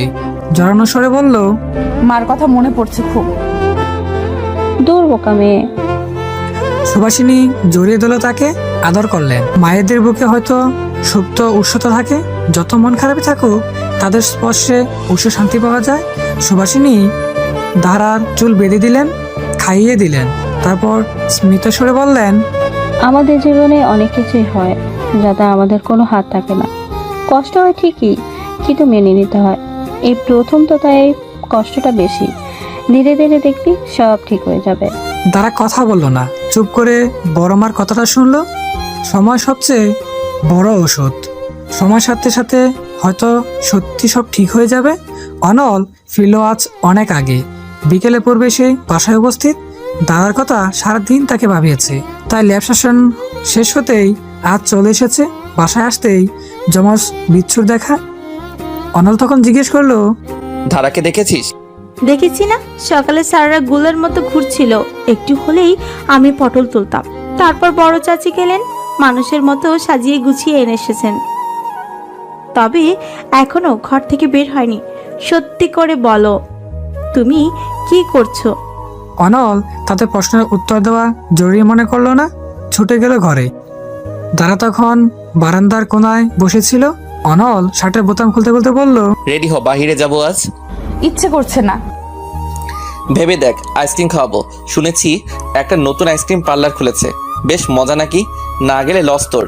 এই সুযোগ সীমিত সময়ের। তারা বেশ ভাবলো আইসক্রিম ব্যাপারটা তার দুর্বলতা, কেন যেন লোভ সামলাতেই পারে না। চট করেই রাজি হয়ে গেল। গদিনী লগ্ন সোজাটা এখন পশ্চিমে ঢেলে পড়েছে। তেজহীন স্বর্ণালী আবার আশ্রে পড়েছে প্রকৃতিতে। দক্ষিণে আকাশে মেঘ জমেছে, কালো মেঘ, বাতাসও বইছে ক্ষণে ক্ষণে। হালকা গরম পড়েছে বটে, কিন্তু শীতল বাতাসের গরমটা গায়ে লাগছে না। আইসক্রিম পার্লার কথা বলে দিয়াবাড়ির এদিকে দাঁড়াকে নিয়ে এসেছে অনল। যদিও এই সময়টা দিয়াবাড়ির সৌন্দর্য দেখা যায় না, তবুও ফাঁকা রাস্তার নিবিড় পরিবেশ হাঁটতে মন্দ লাগে না। দাঁড়া অবাধ্য চুলগুলো উঠছে মৃদু মন্দা বাতাসে সোনালি রোদে মুখটা উজ্জ্বল উজ্জ্বল করছে। দাঁড়ার হাতটা অনলের হাতের ফাঁকে, পালাতো যায় না। গাড়ির নিচে পড়ে গেলে 5টা না 10টা না একটা মাত্র কিশোরী বউ স্মিত স্বরে বলল, বসবি? একটা ফাঁকা জায়গায় বসলো তারা। সামনে ধুধু মাঠ, বাতাস বইছে। তারা তাকিয়ে আছে পরন্ত ওই সূর্যের দিকে। তখনই অনল প্রশ্ন ছুড়ে দেয়, প্লাবনকে পছন্দ করতি? প্রশ্নটা শুনতেই খানিকটা অপ্রস্তুত হয়ে পড়ে ধারা। ঠোঁট চেপে চুপ করে থাকে, উত্তর দেওয়ার ভাষা খুঁজে পায় না। খানিকটা বিব্রতও হয়। বেশ কিছু সময় চুপ থেকে দাঁড়াও প্রশ্ন করে, তুমি বুঝলে কি করে? তুই একটা খোলা বই, তোকে বোঝা যে বড্ড সরল। দাঁড়া আবার চুপ করে গেল। কোনো কথা নেই দুজনের মাঝে। দাঁড়া তাকিয়ে রইল দূর দূরান্তের দিগন্তের পানে। অনল স্মিত এসে বলল, কিশোর বয়সে আবেগ সবারই হয়। কিছু আবেগ গাঢ় হয় তো কিছু আবেগ সময়ের সাথে বাষ্পের মতো উড়ে যায়। তবে জীবনটা অনেক বড়, এই আবেগগুলোর জন্য নিজেকে কষ্ট দিস না। তোর জন্য সবাই খুব ভাবে। তুমিও। যতই হোক বউ তো ভাবতে হয়। তুমি পৃথিবীর প্রথম স্বামী হবে যে কিনা বউয়ের আবেগ উবে যাওয়ায় তাকে ঘুরতে নিয়ে এসেছো। আচ্ছা, তোমার খারাপ লাগছে না আমি অন্য কাউকে পছন্দ করতাম শুনে? অনল আবারও হাসলো, বিচিত্র হাসি। গদিনী লগ্নে এই হাসি মুখটা যেন সবচেয়ে মনোমুগ্ধকর লাগছে। দাঁড়া খেয়াল করলো অনল স্বাভাবিকভাবে হাসলে খুবই সুন্দর লাগে তাকে। গুমরা মানুষের হাসি বুঝি এই কারণেই সুন্দর। বা হাত দিয়ে দাঁড়ার অবাধ্য চুলগুলো গুজে দিল সে কানের কাছে। অতঃপর পরম স্নেহজনক কণ্ঠে বলল, কারণ আমি জানি আমার বউটি ছেলে মানুষ। অনলের এমন আচরণ বড্ড অবাক করলো ধারাকে। তার কণ্ঠে বলা কথাটা বুকে যেন লাগলো। লজ্জা এসে বর করলো সমস্ত শরীরে। সে দৃষ্টি সরিয়ে নিল, বেসামাল অনুভূতি হচ্ছে তার। অনল হাত সরিয়ে নিল, আবারও চুপচাপ নিস্তব্ধতা ভাঙলো। এবার দাঁড়া ইতস্ত গলায় বলল, আচ্ছা, তোমার কাউকে কখনো ভালো লাগেনি? মানে প্রেম আর কি? অনল উত্তর দিল না, বরং সম্পূর্ণ এড়িয়ে বলল, এখানের ফুচকাটা ভালো, খাবি? সাথে একটা আইসক্রিমও এনো। অনল উঠে গেল। দাঁড়া তার যাবার পানে চেয়ে রইল। পোলাটি শার্ট, নীল জিন্স, এর সুঠাম দেহি মানুষটাকে পিছন থেকে দেখতে খুব সুন্দর লাগছে, অনেকটা হুমায়ুন স্যারের বাদল চরিত্রটির মতো। দাঁড়া আজ বুঝলো প্রিন্স উইলিয়ামের ফ্যান কেন বেশি। ফুচকার অর্ডার দিতে একটু দূরে এলো অনল। সে দাঁড়ার প্রশ্নের উত্তরটি হয়তো দিতে পারত, কিন্তু ইচ্ছে হলো না তার। সঠিক সময় আসলে হয়তো দেওয়া যাবে। অর্ডার দিয়ে আইসক্রিম নিয়ে গন্তব্যে যে দেখলো স্থানটি ফাঁকা, দাঁড়া নেই। ফুচকার অর্ডার দিতে একটু দূরে এলো অনল। সে দাঁড়ার প্রশ্নের উত্তরটি হয়তো দিতে পারতো, কিন্তু ইচ্ছে হলো না তার। সঠিক সময় আসলে হয়তো দেওয়া যাবে। অর্ডার দিয়ে আইসক্রিম নিয়ে গন্তব্যে যেতে দেখলো স্থানটি ফাঁকা, দাঁড়া নেই, জায়গাটি সম্পূর্ণ ফাঁকা। অনল আশেপাশে চোখ ঘোরালো, কিন্তু মেয়েটি যেন বাতাসে উড়ে গেছে। বিচলিত হয়ে পড়লো অনল, উদ্বিগ্ন চোখে দেখলো চারপাশটি। আশেপাশে কবতি জোড়াদের অস্থির হয়ে প্রশ্ন করলো, আচ্ছা, এখানে একটি মেয়ে ছিল, নীল জামা পরা, চুল খোলা, 19 বছর, গোলগাল, দেখেছেন? প্রেমে ব্যাঘাত ঘটায় তারা যেন বিরক্তিই হলো। খানিকটা জাজল সরে বলল, না ভাই দেখিনি। অনলের দুশ্চিন্তা বাড়লো, মস্তিষ্কটা কাজ করছে না। গামছা সে অজান্তেই হৃদস্পন্দনের গতি বেড়ে গেছে ট্রেনের মতো। বুকের ভেতর এক অদ্ভুত উচ্চান টান তৈরি হলো। কোথায় গেল মেয়েটি? ও তো এখানে কিছুই চিনে না। না, এভাবে অস্থির হলে চলবে না। অস্থিরতায় মস্তিষ্কের নিউরন কাজ করে না, তাই তাকে শান্ত হতে হবে। চোখ বন্ধ করে মুখ ফুলিয়ে বারখানেক জোরে জোরে গরম শ্বাস ফেললো। তারপর খুঁজতে লাগলো দাঁড়াকে। দিয়া বাড়ির এক মাথা থেকে খোঁজা শুরু করতে হবে। অনল তাই করলো। আইসক্রিমটা ফেলে পায়ের গতি বাড়ালো। আইসক্রিমটা পড়ে রইল পরম অবহেলায়। সময় অতিবাহিত হতে লাগলো। দাঁড়াকে পাচ্ছে না সে। বুকের ভেতর এক নিকাশ কালো ভয় জমতে লাগলো। মেয়েটি কি বিপদে পড়লো? কোথায় সে? একটা সময় যখন ক্লান্ত হয়ে পড়লো পা জোড়া, তখনই একটা চিকন মেলি কণ্ঠ কানে আসলো। আর করবি চুরি? বল, আর করবি? কণ্ঠটি শুনেই চোখ চলে গেল উৎপত্তিস্থলে। বেশ জনগণের জটলা, অনেক মানুষের ভিড়। কোনোমতে ভিড় ঠেলে ভিতরে যেতেই আক্কেল গুরুম অনলের। একটা ছেলের যথারীতি চুল টানছে দাঁড়া এবং ইচ্ছে মতো মারছে। লোকের আশেপাশে জড়ো হয়েছে যেন। মাটি নিশু দেখছে। দাঁড়া তার চুল টানছে আর বলছে, আর করবি চুরি? বল, আর করবি? সাহস দেখে তাজ্জব বনে গেলাম। আমার ব্যাগ নিয়ে পালাস? দাঁড়ার রুদ্র রূপ দেখে কেউ সাহস পাচ্ছে না তাকে আটকানো। কেউ কেউ তো মহা উৎসাহে ভিডিও করছে। অনল কিছুক্ষণ তাকিয়ে রইল, হতাশ হয়ে দীর্ঘশ্বাস ফেললো। এই মেয়ের বিপদের ভয় পাচ্ছিল সে, অথচ সে এখন চুল পিটাচ্ছে। একজন লোক ভিডিও করতে করতে বলল, আপা জোস তাই না ভাইয়া? একের বাগিনী বহুত জোস। চিনেন নাকি? আমার বউ আর আমি চিনবো না? তা কি হয়? অনলের কথা শুনে লোকটি আর কথা বলল না, উল্টো ভিডিও করা বন্ধ করে দিল। অনলের করা চাহনিতে আর দাঁড়িয়ে রইল না অনল। এগিয়ে গিয়ে কোনো মতে দাঁড়ার দুহাত ঝটকালো চটির চুল থেকে, কোনো মতে ঠেকালো ধারাকে। চটি ফাঁক পেয়ে এক দৌড়ে পালালো। উৎসাহী লোকেরা ধাওয়া দিল, কাজে দিল না। দাঁড়া চেঁচিয়ে বলল, চোর পালালো, ধরো ওকে। থাম, মরে যাবে বেচারা। কিসের বেচারা? জানো আমার ব্যাগ নিয়ে পালাতে গিয়েছিল, ভাগ্যিস ধরতে পেরেছি। অনল দাঁড়ার দুহাত শক্ত করে ধরে রাখলো। দাঁড়া এখনো ছটফট করছে। অধৈর্য অনল আর নিজেকে শান্ত রাখতে পারলো না। কড়াসরে বলল, তোর কি আক্কেল হবে না? একটা মেয়ে হয়ে চোরের পেছনে ছুটেছিস। যদি লেগে যেত, ওদের কাছে অস্ত্র থাকে জানিস না? তোর কিছু হয়ে গেলে জানিস আমি পাগলের মতো তোকে খুঁজছিলাম। ভয়ে প্রাণের পানি শুকিয়ে গিয়েছিল। আর জনাবা এখানে লেডি জ্যাকি চ্যাং হয়ে চোর পেটাচ্ছেন। সরি, আসলে আমার ব্যাগ। কি আছে ব্যাগে? হীরা নাকি মণিরত্ন? সরি। মাথা নামে নিল দাঁড়া। মুখশ্রীতে আষাঢ়ের কালো মেঘ জমলতার ঠোঁট বাঁকিয়ে রেখেছে সে, হয়তো এখনই কেটে দিবে। অনল বিরক্তির নিঃশ্বাস ফেললো। তারপর দাঁড়ার নরম হাতটা নিজের হাতের ফাঁকে নিল। গম্ভীর সুরে বলল, হাত যেন না ছাড়া হয়, নয়তো খবর আছে। তুমি কি খুব ভয় পেয়েছিলে? কেন? বাসায় একটা হিটলার আছে না, যদি শুনতো তোকে হারিয়ে ফেলেছি, আমাকে ত্যায্য নাতি করতো। ত্যায্য নাতি হতে চাই না। জাজলে কণ্ঠে বলল অনল। তার কণ্ঠ জড়ানো, বেশ হাঁপাচ্ছে সে। বলিষ্ঠ বুকখানা এখনো ওঠানামা করছে। দাঁড়া নরম গলায় বলল, শুধু এইটুকুই? অনল চুপ করে রইল। হাতটা আরো শক্ত করে ধরল, যেন ছেড়ে দিলেই পাখি উড়াল দিবে। দাঁড়া অনুভব করলো অনল হাতটা বেশ উৎস, রুক্ষ, বিশাল বিশাল হাতের মাঝে যে এত উৎস থাকবে সেটা আশা করেনি। আর নজরে তাকালো অনলের মুখের দিকে।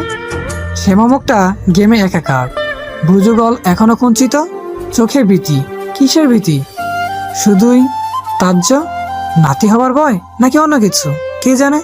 পশ্চিম আকাশে রক্তিম সূর্যের আভা দেখা যাচ্ছে। সূর্যটা ডুবন্ত। দিবাকালের সমাপ্তির পর রাত্রি সূচনা। পাখিরা উঠছে নিজ গৃহে যাবার তালে। বাতাসটাও ধীরে ধীরে বইছে। অনল বাইক চালাচ্ছে, তার গাড়ে হাত রেখে বসে আছে দাঁড়া। দাঁড়ার আজ বিকেলটা খুব ভালো কেটেছে। অনল গরম দেখালেও তার থেকে বেশি রুদ্ধ হয়নি। আজ নতুনভাবে আবিষ্কার করলো সে অনলকে। সে তার হাতটা একটিবারের জন্য ছাড়েনি, গেমে গেলেও ছাড়েনি। তাকে ফুচকা খাইয়েছে, দুটো আইসক্রিম খাওয়াইছে, তারপর বেশ কিছু ছবি তুলে দিয়েছে। তখন বেশ হুড়মুড়ি তুড়মুড়ি করছিল, ঠিক কারণ দোষা তার ছিল। ওই সময় মাথায় ছিল না চোরদের কাছে ছুরি বা চাকু থাকে। সত্যি তো যদি পেটে ঢুকে দিত তখন অপারেশন করতে হতো। ইস, কি একটা কাণ্ড হতো। এগুলো কিছুই ভাবেনি তারা। আসলে ব্যাগটি খুব প্রিয়। এই ভার্সিটিতে ওঠার পর বড় মা কিনে দিয়েছে। তখন থেকে তার কাছে এটা কিভাবে চুরি হতে দিল? সেই ব্যাগে তার মোবাইল, ভার্সিটির আইডি কার্ড, কত কিছু। সেটা হয়তো মণি রত্ন না, কিন্তু দামি তো। অনল সেটা বুঝবে না। স্তন্যপন্ন একটা নিঃশ্বাস গোপন করলো দ্বারা। বাইক থামালো বাড়ির গেটে। তার নামতেই অনল প্রশ্ন ছুড়ল, মন ভালো হয়েছে তো? প্লাবনের বিয়েতে যাচ্ছিস তো? দ্বারা মিনিট কয়েক চুপ করে রইল, তারপর বলল, যেতে তো হবেই, আমি যাব। বলেই ভেতরে পা বাড়ালো। তখনই পেছন থেকে অনল ডেকে উঠল, শোন। কিছু বলবে? না, কিছু না, যা। বলেই গ্যারেজে বাইকটা রাখতে ব্যস্ত হলো অনল। তারা কিছু সময় বড়দের মতো তাকিয়ে রইল। লোকটি এমন কেন? সত্যি একটা প্রহেলিকা অনল ভাই।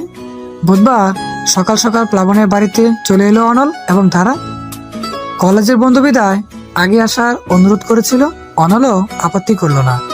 কত বছর পর ভার্সিটি এবং কলেজের বন্ধুদের আসর বসবে। আসলে কাজের ব্যস্ততায় কখনো সে সুযোগ হয় না। রবিন, ইকরাম, সমীর, এদের সবার সাথে আজ দেখা হবে।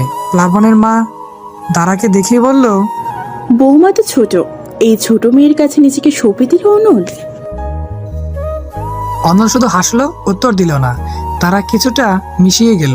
নতুন পরিবেশ, অচেনা সবাই, এর মাঝে নিজেকে মানিয়ে নিতে একটু সময় তো লাগবে। প্লাবন তাকে দেখে বলল, যাক, তুমি এসেছো দেখে খুব খুশি হলাম জলদারা। দারা জোরপূর্বক হেসে বলল, আপনার বিয়ে আর আমি আসবো না হয়? আপনি আমার দেবর বলে কথা। কথাটা শুনেই বিষম খেলো অনল। কোনো মতে হাসি থামিয়ে রাখলো সে। দারার কথাটা যে স্টেয়ার ছিল, কেউ না বুঝুক, সে ঠিকই বুঝেছে। দারা, অনল, নতুন বিবাহিত জুটি বিদায়, তাদের জন্য একটা আলাদা ঘর ব্যবস্থা করা হলো। এই পুরো বিল্ডিংটি প্লাবনের পরিবারের। প্লাবনের ছোট চাচারা থাকে নিচতলায়, বড় চাচা উপর তলায়, নিচের একতলা ছোট ফুপু থাকেন। ছোট ফুপুর বাসা একটা রুম বরাদ্দ করা হলো অনল এবং দারার জন্য। অনল রুমে এসে গা এলে দিল। স্মিত এসে বলল, বোর হচ্ছিস? না, তবে একটু অস্বস্তি হচ্ছে। সকলে কেমন আমাকে ঘিরে ধরেছে, মনে হচ্ছে আমি চিড়িয়াখানার একটা জন্তু, আর টিকিট দিয়ে আমাকে দেখতে হবে। ভুল তো নয়।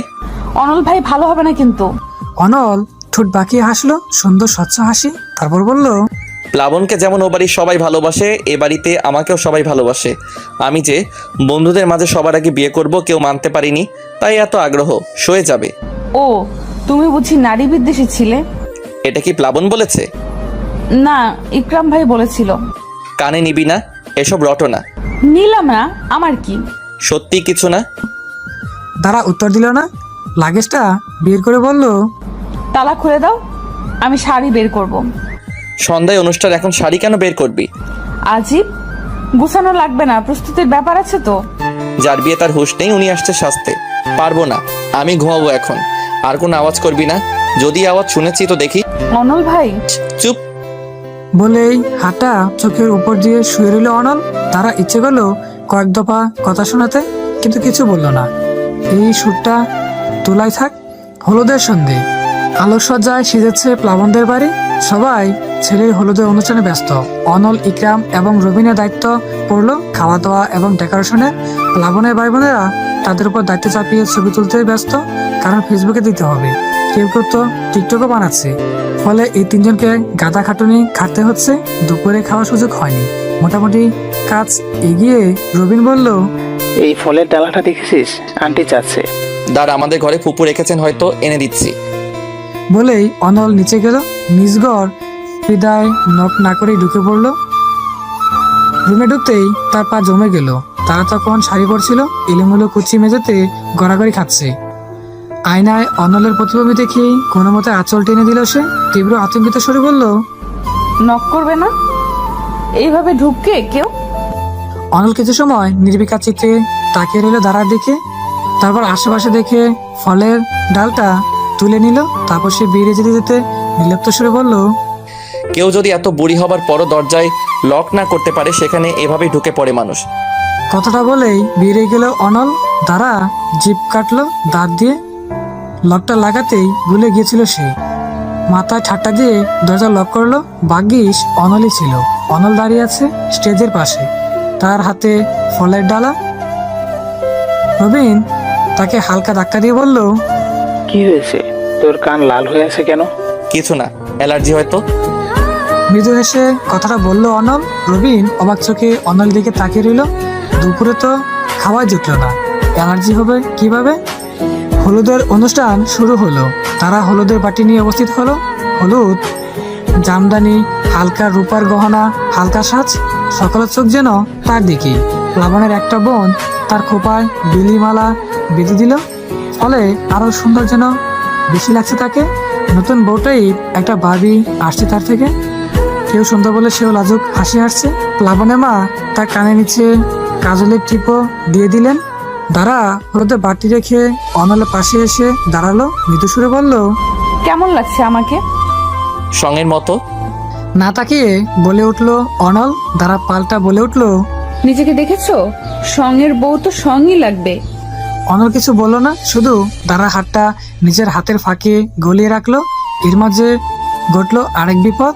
বরের পেট খারাপ, সে শুধু বাথরুমে যাচ্ছে আর আসছে, হলুদ লাগাবার জন্য বসতে পারছে না। যেই এইটুকু এসে বসেছে অমনি পেটে গুড়গুড় গুড়গুড় করেছে আর ছুটতে হচ্ছে তাকে। প্লাবনের এমন অবস্থায় দাঁড়াকে দেখে গেল মিটিমিটি হাসতে। অনল চোখ ব্যাপারটা এড়ালো না। তখন দাঁড়া কানে মুখ থেকে বলল, কাজটা তোর, তাই না? হঠাৎ করে উষু সুটের স্পর্শ পেতেই চমকে উঠলো দাঁড়া। সক্রিয়ভাবে হাত চলে গেল কানের কাছে। অন্যের দিকে তাকাতেই আরেক দফা চমকালো। চোখ দয় ছোট ছোট করে তার দিকে কিটমিট করে তাকিয়ে আছে লোকটি। খানিকটা গলা কাকাই দিয়ে আত্মবিশ্বাসের সাথে উত্তর দিল, প্রমাণ আছে যে এটা আমার কাজ। যত দোষ নন্দ ঘোষ। যাও যাও, নিজের বন্ধুকে দেখো গে। বলেই নজর সরিয়ে দিল। অনল এখনো সুচারু নজরে দাঁড়ার দিকে তাকিয়ে আছে। দাঁড়া সামনের দিকে তাকালো, সেখানে বেশ চমৎকারভাবে লেখা প্লাবনের গায়ে হলুদ। লেখাটি দেখে তার ঠোঁটের কোনায় জমে থাকা হাসি বিস্তারিত হলো। হ্যাঁ, কাজটি ধারার, একে বলে ঠান্ডা মাথায় প্রতিশোধ। অবশ্য এর সম্পূর্ণ কৃতিত্ব যমজ বিচ্ছুদের। এইসব অদ্ভুত শয়তানি বুদ্ধি সরল দ্বারার মাথা থেকে কখনো বের হয় না। এই তো গত পরশু রাত্রির কথা। খাবার পর দ্বারা তার পুরনো ঘরে যায়। এখন এটা তার ঘর নয়, এখন এটা দর্শকদের আস্থানা। দাঁড়াকে দেখতেই ওরা ফট করে সোজা হয়ে বসে। এসে আশাকে কোনো দিয়ে গুতা দিয়ে বলল, ধারাপি এখানে মানে তুই কিছু করেছিস? আশা চোখ উপরে তুলে মিনিট দুয়েক ভাবে, তারপর বলে, আজ কিছু করি না, তবে গতকাল ওর একটা ওড়না দিয়ে চা মুছেছিলাম, তবে আমি প্রমাণ রাখিনি। তাইলে এই মহিলা এখানে কেন? জিজ্ঞেস কর তুই। আশাকে চোখ রাঙিয়ে বিনয় স্বরে এসা প্রশ্ন করে। ধারাপি কিছু বলবে? তারা দপ করে বিছানায় বসে কিছুক্ষণ চুপ করে থাকে। ফলে যমজদের বুকে ভয় জমে। তারা দুজন দোয়া পড়ে বুকে ফু দেয়। অনল এবং তারাকে অত্যন্ত ভয় পায়। তারা কেন পায় নিজেও জানে না। যদিও তারা তাদের অনেক আদর করে, কিন্তু শাসন করার সময় পিছপা হয় না। এসা যখন আবার জিজ্ঞেস করে, কিছু লাগবে তোমার? আচ্ছা ধর, কারোর উপর সুদ তুলতে চাস, কি করবি? এসা সন্দিহান চোখে তাকায় দাঁড়ার দিকে, তারপর জিজ্ঞেস করে, সত্যটা কি তুমি নিবে? আরে না, আমার বান্ধবী, বল না। অনেক উপায় আছে, তুমি কোনটা নিতে চাইছো? ইজি, মিডিয়াম নাকি হার্ড? বেশ বাপ নিয়ে গা এলে দিয়ে এসা বলে। এসার কথা শুনে মাথা ঘুরে ওঠার জোগাড়। দাঁড়া অবাক কণ্ঠে বলে, ক্যাটাগরিও আছে? অবশ্যই আছে। এই ধরো, যদি পরিবার বা আত্মীয় বা শিক্ষকদের ওপর কোনো শোধ তুলতে চাও, তাহলে ইজি ওয়েতে যাই। পাশের বাড়ি আন্টি বা পাড়ার বদমাশদের সাহায্য করবার জন্য মিডিয়াম। আর হার্ড এখনো অ্যাপ্লাই করিনি, এতটা খুব হয়নি কখনো।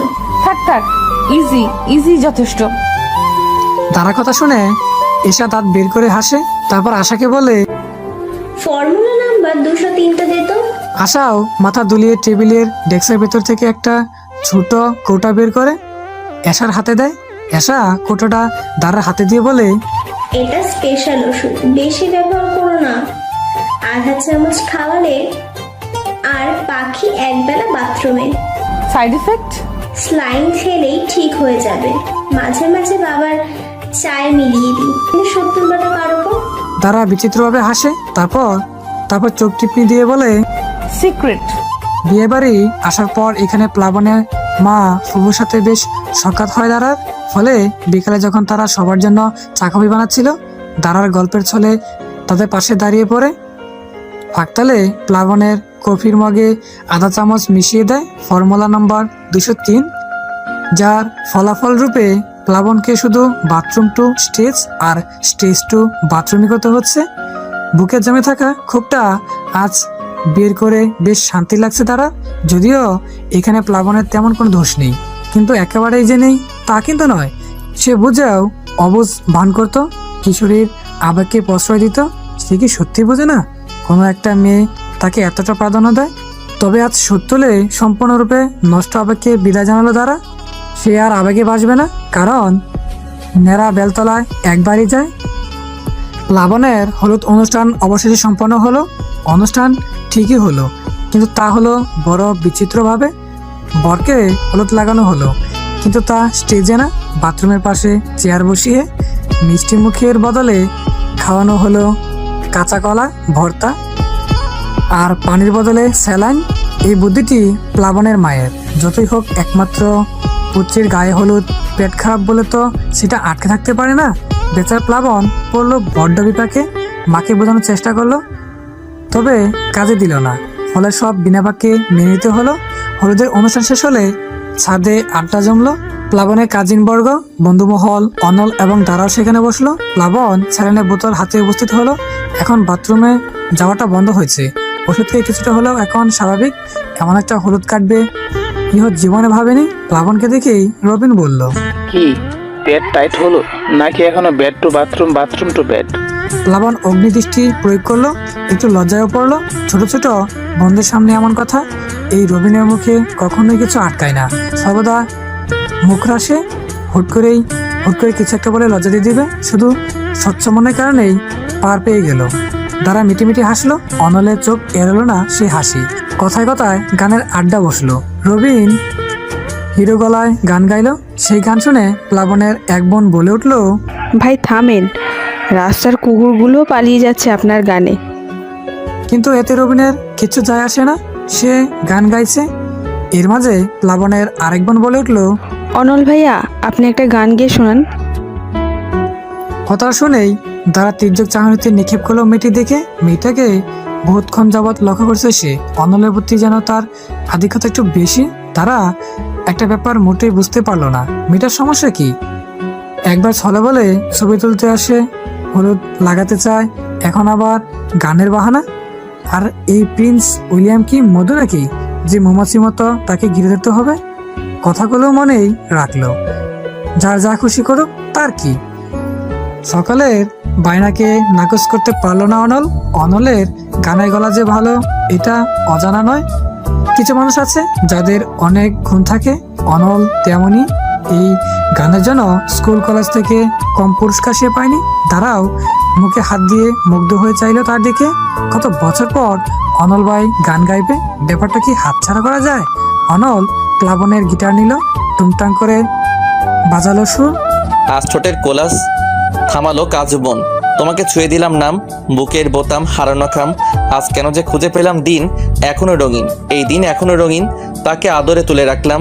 আজ ঠোঁটের কোলাস থামালো কাজ মন, তোমাকে ছুঁয়ে দিলাম। আমাবস্যা বিদায় আকাশে চাঁদ নেই। বিক্ষিপ্ত কালো মেঘের আকাশটাও আরো লালচে লাগছে। ছাদের এদিকটাতেও আলো নেই। আধারে ডুবন্ত এই মূর্তিটিকে সুরের জোয়ারে ডুবিয়ে দিল প্রিন্স উইলিয়ামের মনোমুগ্ধকর কণ্ঠ। দ্বারা যেন হারিয়ে গেল সেই সুরের জোয়ারে। তবে একটা ব্যাপার খুব ভাবলো, এত আধারের মাঝেও কেন যেন তার মনে হলো অনলের চোখ জোড়া তাকেই দেখছে, যেন তার জন্যই গাওয়া এই গান। এটা কি কল্পনা নাকি বাস্তব জানে না ধারা। যদি অনল তার জন্যই গিয়ে থাকে তবে বেশি ভাবলো না ধারা। মরিচিকা হলে আবারও পিছলা খেতে হবে, দরকার কি? থাক না, কিছু সুন্দর মুহূর্ত স্বর্ণীয় খামে মুড়িয়ে না হয় কোনো এক সময় উল্টে পাল্টে দেখবে ক্ষণ। আজ প্লাবনের বিয়ে, জুম্মার বাদে বিয়ে, জমজমাট অবস্থা, এক দ্বন্দ্ব করেও শান্তি নেই। ছোটাছুটি হুড়োহুড়ি লেগেই আছে। অনল রেডি হয়ে গেছে বহু আগে, দ্বারা এখন তৈরি হয়নি। শাড়ির কুচিটা কিছুতেই সামলাতে পারছে না। গতদিন জামদানি শাড়ি ছিল, তবুও তার বহু কষ্ট হয়েছে। আজ তো সিল্কের শাড়ি, শুধু পিছলে যাচ্ছে কুচি। কুচি সামলাতে নাজেহাল সে। যখন সকালে বের হতে উদ্যত হলো তখন দেখা গেল দাঁড়া নেই। ফলে অনল তাকে খুঁজতে এলো। গত দিনের কাজের পর থেকে রুমে নক না করে ঢুকে না সে। দরজা নক করতেই দাঁড়া বলল, কে? আমি 2 মিনিট। সেই আধ ঘন্টা থেকে শুনছি, আর কত 2 মিনিট লাগবে? তারা কিছু সময় চুপ করে রইল। তারপর দরজাটা খুলে একটু মুখ করে বলল, একটু হেল্প লাগবে। আন্টি আছে আশেপাশে? না, আন্টি ব্যস্ত। কেউ নেই মহিলা? না, সবাই নিচে। দাঁড়ার মুখটা চিন্তায় ছেয়ে গেল। তারপর বলল, তুমি কুচি ধরতে পারো? আমি বহু সময় চেষ্টা করেছি, ছুটে যাচ্ছে। দাঁড়ার অসহায় মুখখানা দেখে মানা করতে পারল না অনল। আর দেরিও হচ্ছে, তাও বাধ্য হয়ে গণিতের মাস্টার মশাইকে ছোট বউয়ের কুচি ধরতেই হলো। অনলের স্পর্শ যখনই লেগেছিল কেঁপে উঠছিল তারা। অনল যতই সংযত রাখতে চাচ্ছিল, কিন্তু একবার না একবার স্পর্শ হচ্ছিল। সূক্ষ্ম বিশাল হাতের উষ্ণ স্পর্শগুলো লাগলেই জমে যাচ্ছিল তারা। মেরুদণ্ড বেয়ে যাচ্ছিল উষ্ণ রক্তের ধারা। একটা সময় শাড়ি কুচি সমস্যার সমাধান হলো। তারা তাড়াতাড়ি খোপা করে নিল চুলগুলো। অনল তখনও সেখানে দাঁড়িয়েছিল। হঠাৎ তার চোখ বাঁধলো দাঁড়ার গাড়ে কালো তিলটি। ফর্সা গায়ে যেন নজর টিকার মতো লাগছে তিলটিকে। নজর টিকাতেও ঘুরে পড়া যায় জানা ছিল না অনল। কখন সেটাকে ছুঁয়ে দেবার অবাধ্য ইচ্ছে তাকে ঘিরে ধরলো, নিজেও হয়তো জানে না। অজান্তেই পা জোড়া এগিয়ে গেল দাঁড়ার দিকে। গাড়ের উপর উষ্ণ নিঃশ্বাস পড়তেই আয়নায় চোখ গেল দাঁড়ার।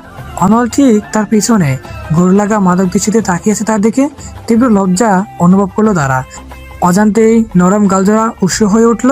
দৃষ্টি নামিয়ে নিল। শাড়ির